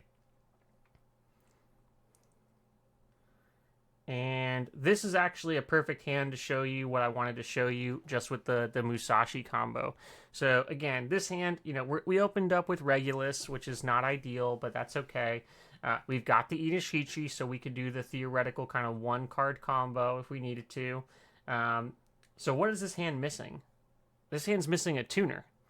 So our ways to get it is by either the 1-card combo to make a level 5 tuner, pull the level 2 tuner out of the deck, but we don't really have anything that pairs with the level 2 tuner because Gearbox is a level 4. Again, we've got a lot of Gearbox opening hands. But what we can do is we can just grab a tuner with Inishichi. So what does that look like? This is the kind of Musashi line. So we do Inishichi. We grab Inishi for our extra normal summon. We use the Vernisylph effect to just go ahead and grab her.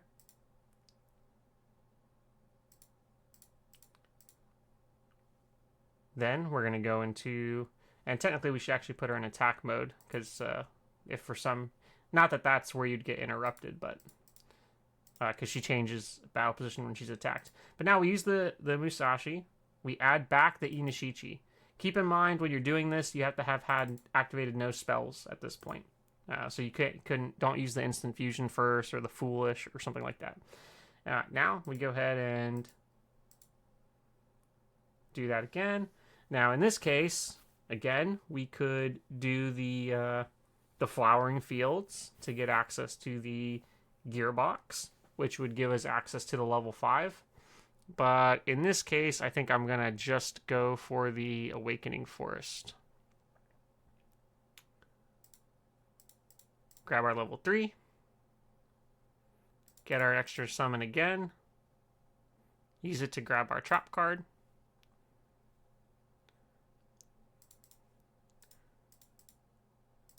And do our normal thing from here. So we go level 8. We get the level 3. And we get our draw. So that's the Musashi line. That's how we start with no tuner in hand.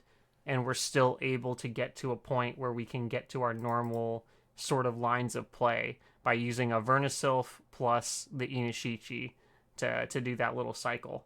So, all right, now what are we thinking? We got a few options. We've got the Awakening Forest, which we can just use to send the Tunneler and do that sort of standard thing.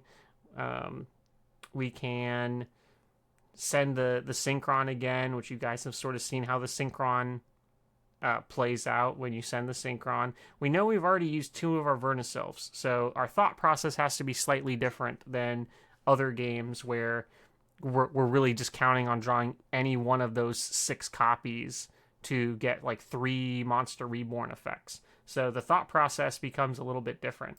Now we know we still have this instant fusion, so we can use that to start grabbing stuff. We don't have any frogs in the graveyard yet. We've already used our extra normal summon. So lots of things to think about. In this case, I kind of like the idea of just using the actually using the instant fusion effect first, because if we draw into a card that we like having in the graveyard, again, we've already used so many vernisylph effects that we'd like to keep this option to pitch live for potentially an even better card, although frog is already pretty good. So grab a frog, gonna let us go level 9. Gonna go ahead and grab a level 5. And see, if we wanted to, we could use the Shurikenichi here. We know we have access to send another one if we need to. If we wanted to, we even could have grabbed the 3rd frog from the deck to just go straight into double Berebu. But in this case, I think I am actually going to sort of change my mind a little bit. And we're going to just go ahead and go straight into the frog, send off the tunneler, go ahead and get access to our Nishipachi. Only risk here is that we draw into the frog, which would be unfortunate. And actually, we drew into another Vernisylph, which is a great draw.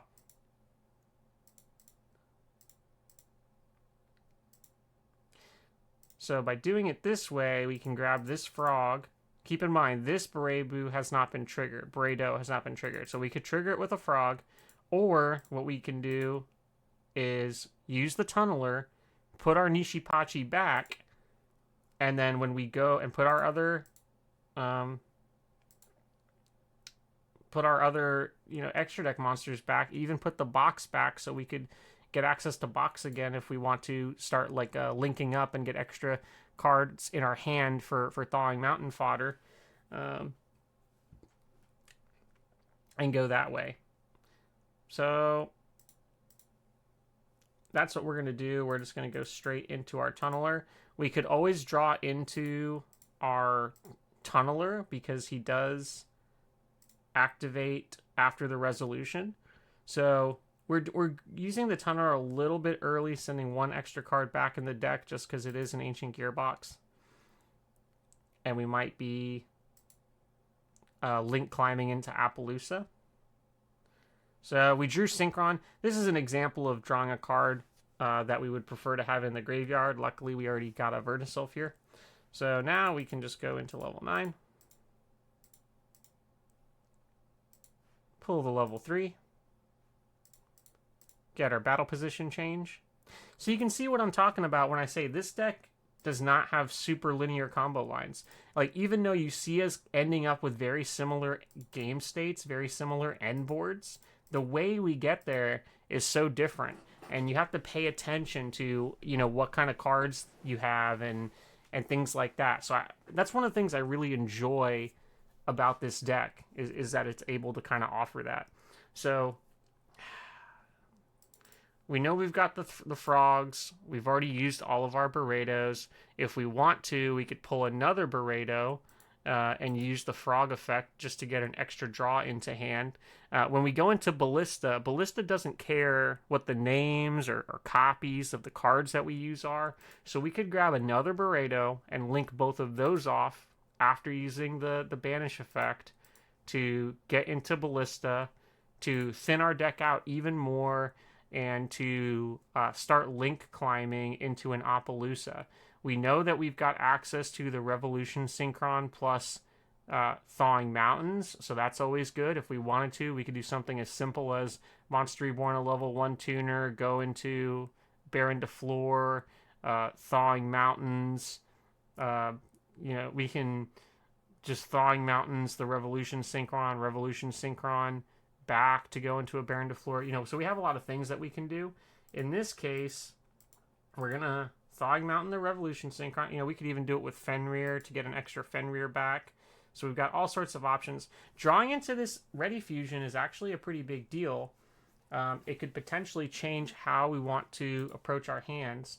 But in this case, I'm actually going to just, I think, go for the link option. Because, well, let's just show you. Let's just go ahead and banish. Get the extra draw. We draw into a hand trap. That's great. See, now, because we have this Ready Fusion, if we want to... Oh, I took too long explaining, so I need to pay more attention to the time limit. But just to walk you through how we could end the rest of that turn, you know, we could basically... we could link into the Ancient Gear Ballista, which is going to add the gearbox, which is just kind of extra stuff for our hand, where it's going to add us an extra copy of Inishichi to our hand. And then we can use the Revolution Synchron effect to come back, and then we can use the Revolution Synchron plus the Gear Ballista plus one of our Berebus to go into Appaloosa. We can use the Monster Reborn to bring back the Berebu, and then we can just summon the Regulus and play the trap card. And again, we'll have Naturia Beast plus Appaloosa plus double Berebu plus Regulus, the trap card, plus the hand trap, which is basically kind of like what we've seen from our strategy so far. If we want to play it differently, maybe you are going against a deck that's not super weak to Appaloosa. You know, you could always just use this Ready Fusion to grab a level 2 tuner, and you can use the level 2 tuner to go with Beredo to just, you know, make your Baron de Fleur. You could leave one of your Beredos on the board just to get 2 extra draws. Draw into your other Vernisylphs, so you have just tons of follow-up. If you want to, you could, you know, make plays where you're, you know, doing things with Fenrir. If you want to have, like, the Fenrir live, you know, you could have played things a little bit differently. So you got tons of options here. I mean, you can even just go on SP Little Knight. You know, if you don't want to have to use some of these extra resources on stacking up, you know, more stuff there, you can just do SP Little Knight. You could just send these off to SP Little Knight. You could then use Revolution Synchron with one of the Beredos to go into Baron de Fleur. You can just Monster Reborn the Beredo, so you'll have SP Little Knight, double Beredo, plus Baron de Fleur, and then just summon the Regulus and set the trap card. So if you're not too worried about Appaloosa, if you like the SP Little Knight, you can do that. I usually don't use SP Little Knight as the first option, just because we already have double quick effect banish effects. So I like having Appaloosa set up if I'm just going into a blind matchup. Again, we can protect ourselves from Triple Tactics Talent, and, you know, most people aren't main decking, you know, the Lava Golems and the Kaijus and things like that. So, all right, I kind of I let my time run out here, but let's jump into, you know, maybe 1 or 2 more hands. So again, you see, we've got a level 3, we got a level 5, which is looking good. We've got some of our main pieces, but what exactly are we going to do when we don't have a Vernisylph to get access to them? Well, we have a few answers. We've kind of seen how that can play out. We could use Nanishi and Inishichi to get access to the level 5, and the level 5 can add the Inishichi back. You know, we can do a number of plays. But adding the Inishichi back is not going to be as useful here, because we're going to have to use both of our summons to open up, because we're not using a Vernisylph for any of them. We can go into Gearbox. Gearbox is going to let us get the Tunneler, which is going to let us tribute, and we can summon Road Roller from our hand. So we've got a whole bunch of options here. So let's just go ahead and open up. Now in this case, because we don't have a whole lot of tools, this is what I would consider somewhat low, like a low resource game state to some extent. I think we're actually just going to grab the Gamma Oil to act as an extender. And from here, we're going to just go straight into the Ballista. We could go into Musashi, and Musashi would let us add one of these back into our hand, but having extra fodder in the hand is not really the problem. Um, well, but both of these options are going to get us access to one level 5 on the board and one extra card in the hand. So by doing it this way, we're getting access to this level 5 on the board with this unit in the hand. If we did it the other way, we'd get Musashi on the board with one of these in our hand. But this way helps us thin out our deck more, which is going to help us get to our Vernisylphs. Now here, another benefit is that we can choose to chain our Road Roller. So if we draw into Vernisylphs, we may not want to be using Road Roller from the hand. We can use a Vernisylph and then use this for free from the graveyard later. And we're at 32 cards. We know we're going to get at least 4 draws, essentially. So we really don't need to risk using this.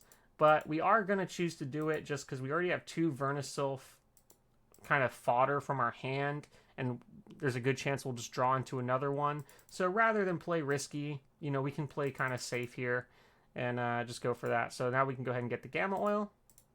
Now, when we synchro off, we want to synchro with this one first because we want this in the graveyard. And we want this live, because if this gets sent off after using the effect, it gets banished, and we don't want that. So we can go ahead and grab Pareto. Pareto's going to let us battle position change. And if you want to, there's a few different ways you could have played it there.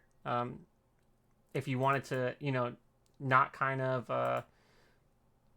If you didn't want to have to risk, like because we didn't draw a Vernisylph or some other kind of extender there, and if we didn't want to have to use the Monster Reborn or Link off here, we could have played it a little bit differently. But we're gonna go ahead and just grab the Tunneler back. And sorry, I really think it's important to explain the thought process, but it's making it so I could be timing out in some of these games. We're going to go 8 again. 8's going to grab the 1. 8 and 1 is going to go into 9 because we already used that one's effect. We've already used both normal summons, keep in mind. So cards like our Inishichi are not going to necessarily be adding as much value. But now we're going to go ahead and just grab the Kanamzan, because if nothing else, if everything else falls apart, if we use this and we don't draw a Vertisylph or anything else, we still have access to a free Regulus plus whatever we draw. So if we decide to use Tunneler now, we can still save the Frog, which is all that really matters. So if we wanted to, we could have grabbed the second Nanishi and synchroed 8 again and filled up the grave just a little bit more so that we didn't have to send as many main deck monsters back and thin the deck out. But in this case, I'm actually putting a kind of a premium on the Road Roller effect and not really wanting to blow it here. So you could argue that could potentially be a misplay. We did get at least one Vernisylph here, and we still have the Frog live. And we have a few different kind of options. So right here, we're going to go ahead and we're actually just going to... we could send the Frog or we can send the Nanishi. In this case, we're going to just send the Nanishi. And we could send off Revolution Synchron, which I think is our best option. If we wanted to, we could potentially send off Stampede, but that's going to really be based on that's banking on drawing into a Vernisylph, so we don't want to do that. So go into Nanishi. This is going to let us go level 8.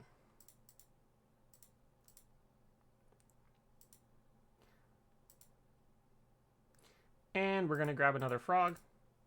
Now we can use this Frog effect, knowing that we're going to be able to get one into the graveyard guaranteed. We can get our 2 draws. A Foolish Burial, which is that's probably the worst situation for our Foolish Burial, but it's okay. So again, we can go level 9.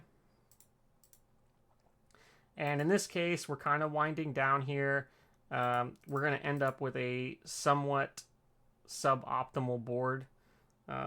Unfortunately, we're going to just go River Stormer. Use the River Stormer, send off the Karakuri, grab our Regulus, use the Regulus effect, In this case, we'll just grab one of our level 5s, so we know we still have access to a level 5. And we could choose if we want to end on a Baron de Fleur. So this is why this is useful, because in this situation, we didn't get the trap card, right? So in situations where we don't get the trap card, we are not going to have two copies or two ways to trigger this Berebu effect on our opponent's turn. And we can kind of end that way. Now, if this was where I had sided in a second tunneler, we'd have this as follow-up for like a second tunneler on our following turn. In this case, we can just send off the Stampede. I mean, he's still a good card to draw because he would give us a summon. So, you know, you don't really need to be doing this. In this case, I'm just going to Foolish the Stampede, improve our chance to draw like a Fenrir or something. This is probably incorrect, but, you know, we're just going to leave it at that. And we do have the cash-in that we can use to change a battle position. I didn't even notice that we milled that, quite honestly. So if I had thought about that, we could have potentially left the double Berebu. So again, you kind of have an option. You can leave the double Berebu because we do actually have a way to trigger it twice. So you could leave the double Berebu here, or you could send one of them off for a Baron de Fleur. Either way, not terrible. We got 2 Omni Negates. We got a quick effect Banish. We have a 1-card combo that we can still do as like a follow-up for the next turn. We've got the River Stormer, which is going to put all their stuff into defense and lose 1,000 defense. Our stuff can't be destroyed by battle. You know, we can protect something potentially that way. So, not terrible. So now that we've all seen how the deck operates, you know, what kind of cards we're used to seeing, what are some extra cards we can consider for this deck? And so I've grabbed just a few here. Obviously, there are others, but these are some ones that I want to talk about. So this is the only one that I've picked that's actually already in my main deck. 1 copy of Flowering Fields. I placed this here because this is a card that you can certainly consider cutting if you want to risk what I talked about earlier in the video, where your floor is essentially being raised a little bit, but your ceiling is also being raised a little bit. So if you want to cut Flowering Fields, you can add in, you know, one of the other Vernisylphs. I usually have playtested adding in another copy of the Draw Vernisylph. And the other reason I put it here is because if you decide to use Ghost Bell, Flowering Fields can add a Ghost Bell back to your hand at the end of your combo. I used to play with Ghost Bells. I do like Ghost Bell. She's great for the deck, level 3 Earth Tuner, which is one of the main pieces that we need. But ultimately, I just found in my games that usually her hand trap effect comes in too late. If your opponent gets to a point in their game state where you can use Ghost Spell, they've essentially already gone off to a certain extent, usually, in most of the matchups that I play. And so for that reason, I put in cards that can usually kind of nip their engine in the bud a little earlier. Cards like Ash Blossom and Ghost Mourner.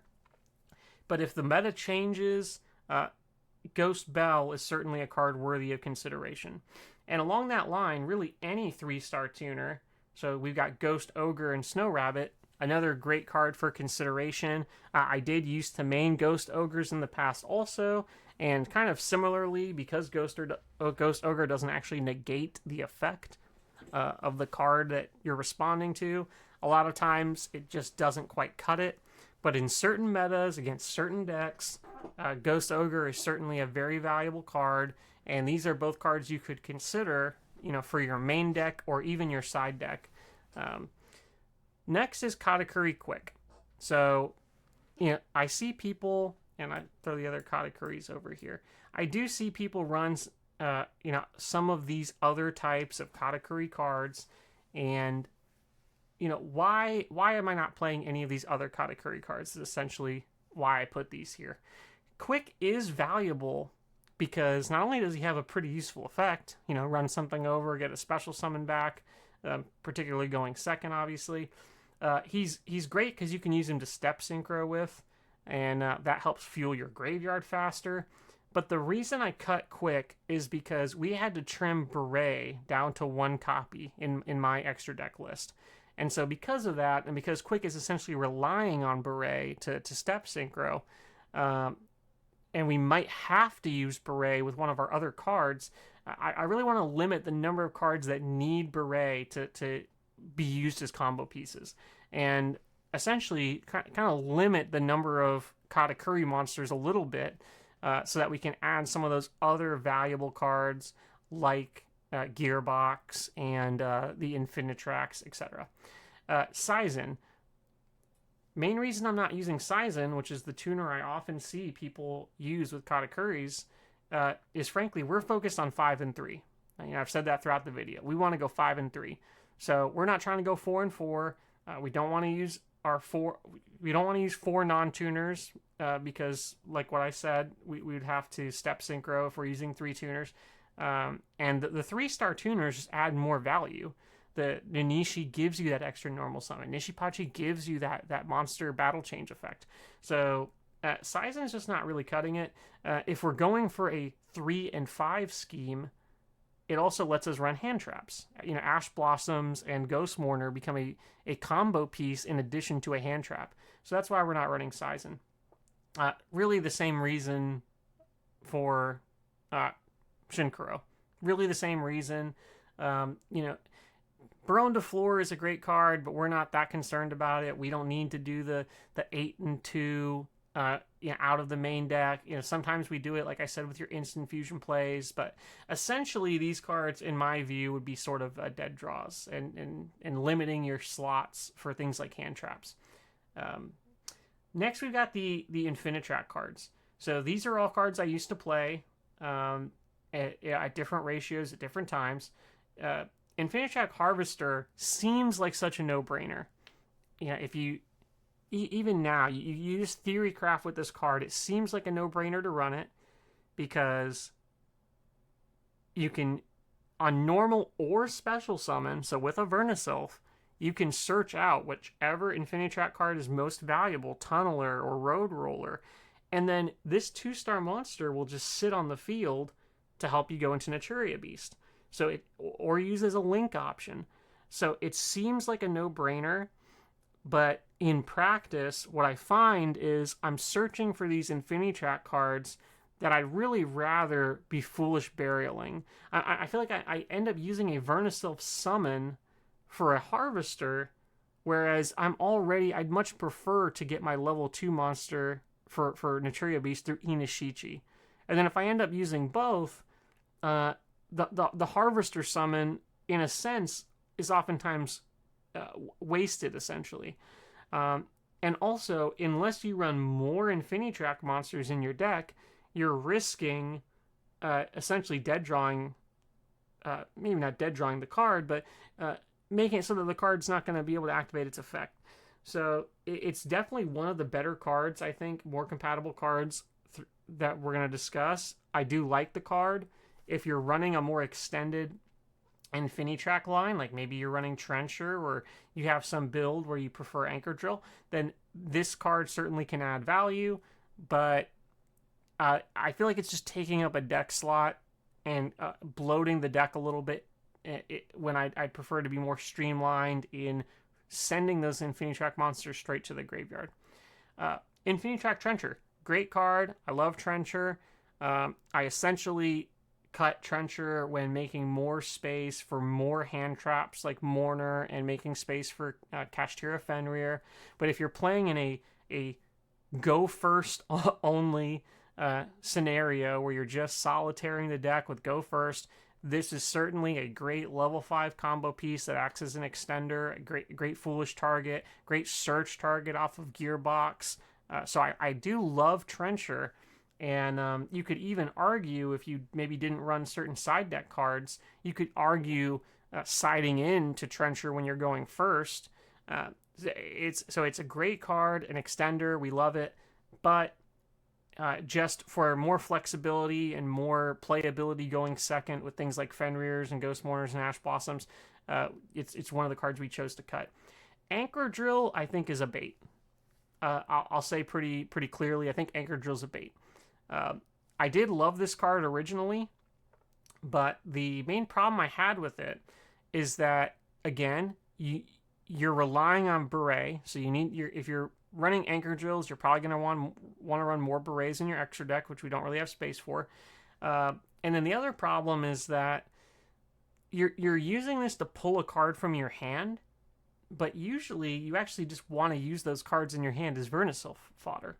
So getting that free summon from the hand is nice, but we'd rather have something like Railroad Pegasus that gets a free summon from the graveyard, so we're keeping our hand advantage. And the XYZ effect for Anchor Drill is not really very valuable for us anymore, because we only have the one XYZ monster. So sure, you can get your level 1 tuner and you can overlay with this, or you can use this with the 1 tuner to go into Naturia Beast. So Anchor Drill definitely has a role. It's still a useful card. It definitely adds more playability from your opening hand without risking your opponent like ash blossoming a Vernasil.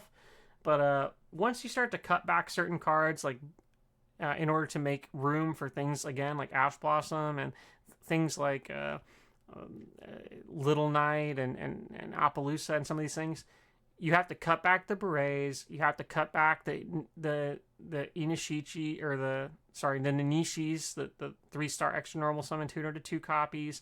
You have to cut some of these things back, and it reduces the value of Anchor Drill by a lot. So this is a card that I cut, and I think helped the deck a lot by cutting it. So this is one of the cards I would not really recommend playing. Vera. This is actually a card I've never played. This is really just, I'm putting this in here more for theory crafting purposes. You're very easily setting up 5 Earth monsters onto your board. You have no problem doing that. So this could be a really interesting and kind of cool option for a boss monster for the deck. And especially if Vernasilfs maybe get some new cards in the future that makes her even more valuable. This is just a card to kind of keep on your mind, keep your eye on. It's a very inexpensive card, like 30 cents or less. So it's a card that I've stocked up on a playset just to have lying around. I think it's just an interesting card for the deck. But it's essentially a dead draw if you draw it, especially early on when you're needing your combo pieces. I don't recommend the card, but it's just an interesting card to think about. Next, we've got into our little Machina package here. So normally, modern day machines, you're usually seeing a Machina package. And you're going for a different style of play with a very recursion, beatdown style. I actually love Machina Citadel, and I have run Machina Citadel in the deck before. It makes a great interruption. Sometimes you draw so many cards and you get so many Vernasil triggers that any little option like Citadel that can raise the ceiling of the deck becomes really nice. But ultimately, I did sort of just categorize this as a win more card. Again, I do love the card. It's very interesting. If we had maybe more slots, or maybe if maybe one of you guys out there comes up with an alternate style where Citadel maybe adds extra value, or you prefer it. It is a great card. Having that quick effect ability and, like I said, raising the ceiling of the deck by being able to get it in the grave. Ultimately, for me, what made me start going away from this card is that you can't send this to the graveyard with your Vernasilfs. Your Vernasilf monster, who's basically your Foolish Burial, he can only send cards that can be normal summon / set. So Machina Citadel cannot be sent through that card effect, and that's ultimately what made me decide to stray away from this card. Because then you're basically just relying on either drawing it or Foolish Burialing it. And if you're drawing it in your opening hand, that's not a good thing. You're really looking for combo pieces. So as an extender, it's maybe nice to draw into later, and you can pitch it with a Vernasilf. But that's just too risky to warrant the slot for me. Fortress, quite frankly, Fortress is nice. It's a good card. But when you're playing it without any of the other options, I just don't think it quite warrants the space. Level 7 is not like the most valuable level for us. Sure, we can level 7 and level 1 to go 8 and spam, and that's great. It is an interesting card. It is a useful card, but I just think we ultimately have better options, quite frankly. We want to play more hand traps, more level 3s and 5s, compared to Fortress. Rune Force is really interesting because it's so huge, and we easily have the monsters engrave to fulfill its condition by banishing our synchro monsters, and we can summon this huge beat stick. I did side deck it for a while just to try it out and see what kind of matchups being able to bring out the 46 beat stick was really useful against. And ultimately, it just became, again, a win more card, a card you don't want to see in your opening hand, a card that can't be normal summon / set, so you can't send it off of your Vernisylph. And that was pretty much the stake through the heart of that option for me. Gear Frame. I thought about Gear Frame primarily because I wanted to be able to have a target with Regulus to where you could, a Union monster, special summon the Gear Frame, get an extender, use it as a link target or a synchro target, and you can certainly do all those things, and it's kind of a cute card, but it forces you to run these other cards if you want to get the normal summon effect, and it's a more conditional extender. If you're sending it to the grave with something like Foolish or your Vernisylph, you'd rather just focus on things like Road Roller and Tunneler. Barrier Statue. Barrier Statue is actually a very interesting card for the deck because, and if you run, maybe a more gadget-style Vernisylph deck, I think that this card adds a lot of value because you can just plant this in defense position with your Karakuri Berebu, and they won't be able to run it over. They won't be able to summon. You can very easily lock them out of the game. And for those reasons, I think this card's actually great. The main reason I decided not to play it is, again, it doesn't act as a starter, quote-unquote, for the deck. You can't combo piece with it. All your Katakuri monsters require the non-tuners to be machine monsters, which he doesn't fit into. We're not running things like rank 4, so this card essentially doesn't have much value other than, we could synchro with it as we could synchro with it as a 1-star tuner to go into a Naturia Beast, and we can bring it back with a Vernisylph. So it's a very interesting card. It's worth thinking about. But I ultimately decided that, again, it's sort of a win more card. It doesn't contribute to our main gameplay strategy, even though it's a nice way to potentially end your board on. Despot 001. So Despot 001 is interesting, but we just don't have enough ways to trigger it. We're not summoning 2 or more machine monsters at the same time. But this is just a card that I do think is interesting to think, if you'd have to change the play style, essentially, of the deck to make this card more useful. But things like Machine Dupe and things like that. So it's just a nice card to theory craft with, to understand that the card is available. It is a card that's available, or summon or searchable rather, versus off of Gearbox, and that's one of the main reasons it's worth thinking about. But just a card to think about. But ultimately, I just don't. I think you'd have to change too much of the deck to make this card useful, and it's not worth it. We already get the level 1 tuner kind of needs we need out of our Katakuri monster, which brings me into Morphtronic Telephon. This card is actually disgusting. The fact that you can get 2 Morphtronic Telephons and essentially infinitely loop them to continue to step synchro to get free special summons with your Katakuris. It makes Telephon a really interesting card, but main problem is you already have to run your frogs, and then you just don't have the space for Telephon to run more level 1 tuners, and you need those 3 and 5 pieces to get your synchro going. And so ultimately in our build, I've never played with Telephon, but it's just a very interesting card. And if you had a different style of machine deck, I think Telephon can do some really disgusting things. Another card I put here is just the gadgets. This is just because I figured some people out there might be thinking, oh man, you're running Vernisylph, so they get a free search. You can summon a gadget, it gets a free search. And I've seen decks that do that, and that's certainly a really cool and interesting strategy, and it's worth exploring. But it's ultimately just different from a Katakuri strategy. We don't have the space to be running these types of cards, but it's just very interesting, especially with Vernisylphs. So if this is your first kind of interaction with a Vernisylph strategy, this is definitely something worth kind of theory crafting with if you want to explore a different style of Vernisylph machine deck. Going into the spells, we've got Katakuri Cash Cash. This is a card that I used to run. It's a very, kind of generic search card. Main problem with it is, as you can imagine, it's essentially a dead draw if you open it. Unless you're opening it with Inishichi, which already gives you the search that you'd essentially need. If you're opening it with one of your level 3 tuners, getting a search is not really doing anything for you. Unless I should amend that, because if you open with Nanishi,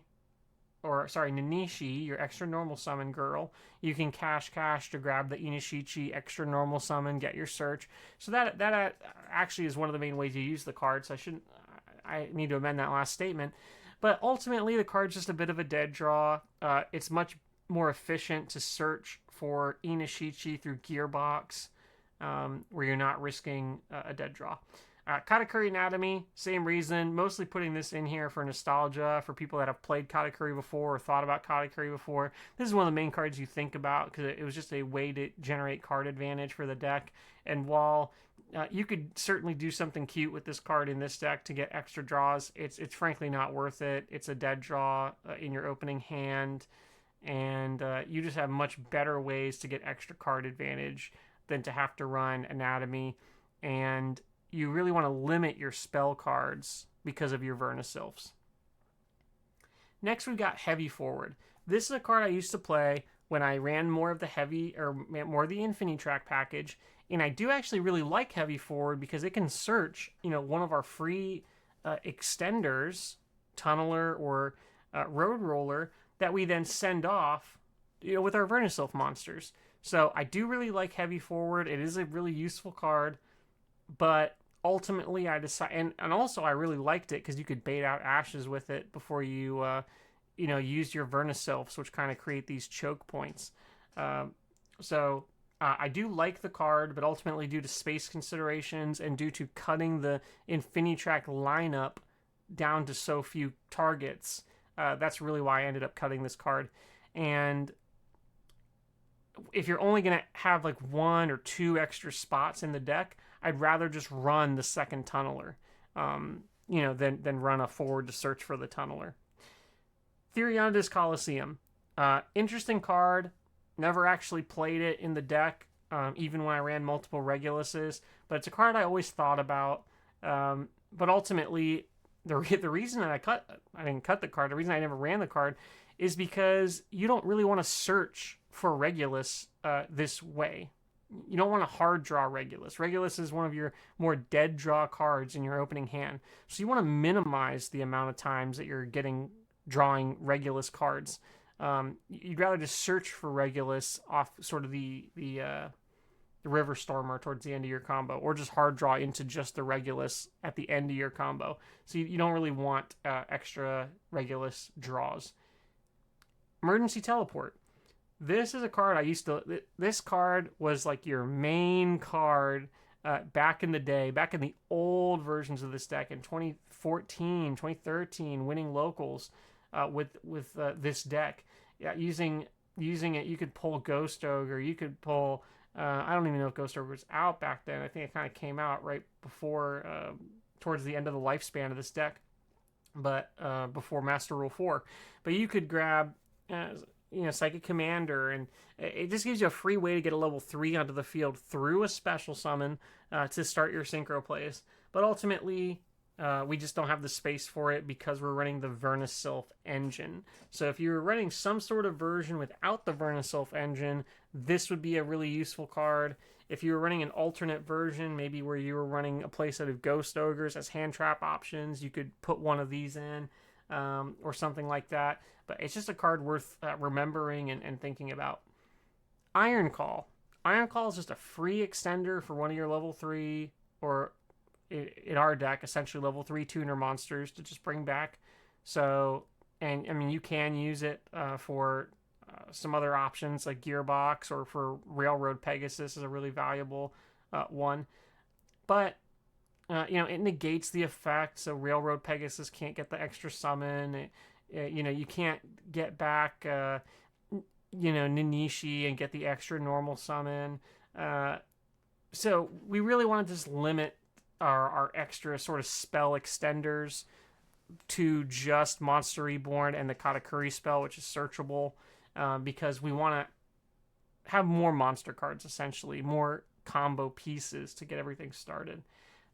Tuning is just interesting because it helps you mill, which this deck enjoys being milled, and it helps get you your Synchron, which is a great target to send off with your Vernisylphs, etc. But again, similar to Heavy Forward, if you really cared that much, you would just run 2 Formula Synchrons. But maybe if you had a different version of a build where you fit in more Synchron into the build, this is just an interesting card to think about. Going into a few extra deck cards, we got Steam Gyroid. Main reason I got Steam Gyroid in here, I used to play this card for a while, is just because you can use it with your Ready Fusion, not Instant Fusion because it's level 6, but you can use it in hands where you otherwise were dead drawing your level 1 tuner. That's why I decided to start exploring Gyroid, is because I had games every once in a while where you get the level 1 tuner and you'd love to be able to Ready Fusion a Gyroid out. But again, it's just frankly not worth the extra deck space. You just have other more important things that you need. Can't grab it off of Instant Fusion. Only 2 Ready Fusions in the deck. It was very situational. You ever picked this, you're almost never picking it. So it just got cut. 2 rank 8 monsters. So I ran some rank 8s for a while because you were going into Barredo so much. You'd end up with extra Barredos on the board. But once we started focusing more on the Ancient Gear Ballista, we started linking off one of those Barredos early a lot of times. Once we had the Formula Synchron, where we're milling and then synchroning off with one of our 8s to get multiple 9s on the board, these cards essentially just became less used and less necessary. But I did used to like Felgrand with Naturia Beast or Barredo and things like that, and Hope Harbinger was nice, just in instances where you couldn't get Naturia Beast. But now that we have Gearbox to search our Inishichi, to make sure we get that level 2 on the field to get our Naturia Beast, we've really increased the consistency of that play, so we don't really need the spell negate, and frankly these cards became obsolete. But they're worth thinking about, and depending on the possibilities of the future of the deck, worth potentially re-exploring. Scrap Dragon I just have in here just as a kind of a shout out, a mention, in case you're looking for something that you can use with your Formula Synchron. This is a target, and it's a level 8 Earth, Synchro monster, so you can still step Synchro with it, especially going second, because you're usually side decking out the Instant Fusion and Ready Fusions. You have those extra deck spaces where this is particularly a card that you could side deck in, to get access to your Formula Synchron, to get access to a pop, and then synchro off with it. You can pop your extra equip that you pull with Regulus. So there's different things that make Scrap Dragon an interesting card to consider. Maybe more for the side deck based on the way I currently have the deck situated. Now moving on to the side deck, I threw in a few cards that I've thought about or used. Alpha, the Master of Beasts, is a great option as we look towards the future where our meta might be more like Japan, where we'll see some kind of hit to Fenrir. And if we end up seeing a hit to Fenrir, Alpha is an interesting replacement option because it can come down on the board. It's not going to necessarily, conflict with... We have a removal effect that's not going to conflict with our main spell card. We can bring Alpha down. We can just bounce something. We can try to bounce something. If it gets negated, we could potentially go into Star Slayer, Sky Crisis, and bounce something again. We can battle phase, run something over, then bounce. And then we can use the main attraction for this card in our deck is that when this card bounces back, in other decks, that's just usually a net negative, right? But for our deck, this card bounces back. It then becomes Versatility fodder. So, very, very interesting and potentially nice swap-in replacement for Fenrir to some extent. Nibiru. I used to side deck Nibirus. It's really any monster hand trap is a pretty decent side deck option just because any monster is going to be Versatility fodder, so it'll never be completely dead. And Nibiru is just a great way against some of those decks that set up those huge boards. Ultimately, I decided I liked Dark Ruler no more over Nibiru, but Nibiru is certainly an option and something worth considering, especially depending on what kind of decks you're playing in your local meta. Winter Cherries. Frankly, this card's not really that realistic because, we just don't have the extra deck space to do a whole lot. But it's particularly interesting to think about. Just any level 3 tuner is a combo piece for our deck and potentially a card we're thinking about. And so if there's certain cards that we're really afraid of, if the meta shifts and like there's some tier 0, tier 1 deck that we're trying to contend against that has some extra deck card that we really need to hit and snipe, we could potentially side deck Cherries and that card. So just an interesting card to think about. Same thing with Droll, same thing as Nibiru. If you've got a bunch of Dark Worlds at your local meta, if you've got some of these decks that are just totally can't play the game through Droll and Lockbird, Droll and Lock could be a great side deck option. Karakuri Trick House.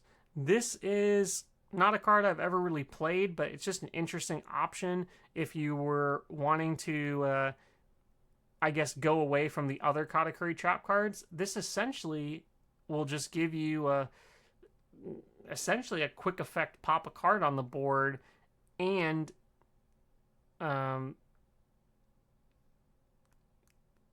it can be used to stop your opponent from getting to Sky Crisis. It can help field spells. It's just an interesting card to think about. Main reason I don't like it is because this card in and of itself doesn't give you a Katakuri battle position switch like Cash-In does. Cash-In is certainly, in my view, much better than this card, but this card is just an interesting card to think about, I suppose. And then Evenly Match, generic card, could easily be in the side deck if you prefer Evenly Matched over Dark Ruler no more. You can certainly argue to just run Evenly Match. You have cards like Fenrir, like Sky Crisis that can deal with whatever's left after Evenly. So certainly no problem there. I personally like Dark Ruler no more, but Evenly Match is certainly a card that you could swap out for that, or even for Lightning Storms, like I talked about. You could swap out Lightning Storms and one of your dogs for Evenly Matched. Definitely a card, probably the highest rated card out of all of these. If you're looking for other side deck options, you could go Evenly Matched for that too. So I think that's it. I'd love to get input from anyone in the comments if you have some extra cards that you would add into this list. And back to the deck here. So thanks guys so much for watching this video. Let me know if this video helped you in any way, and leave any sort of feedback or improvements to the deck, like I said, in the comments below. If there's enough interest, maybe I'll post an updated version if I make any changes in the future, or perhaps do some more hand analysis or game replays, maybe some actual, sort of feature matches, from climbing ranked against actual opponents. But as for me, I'm going to continue testing the deck. So have a good one, guys. Thanks for checking out this advanced Katakuri guide. Until next time.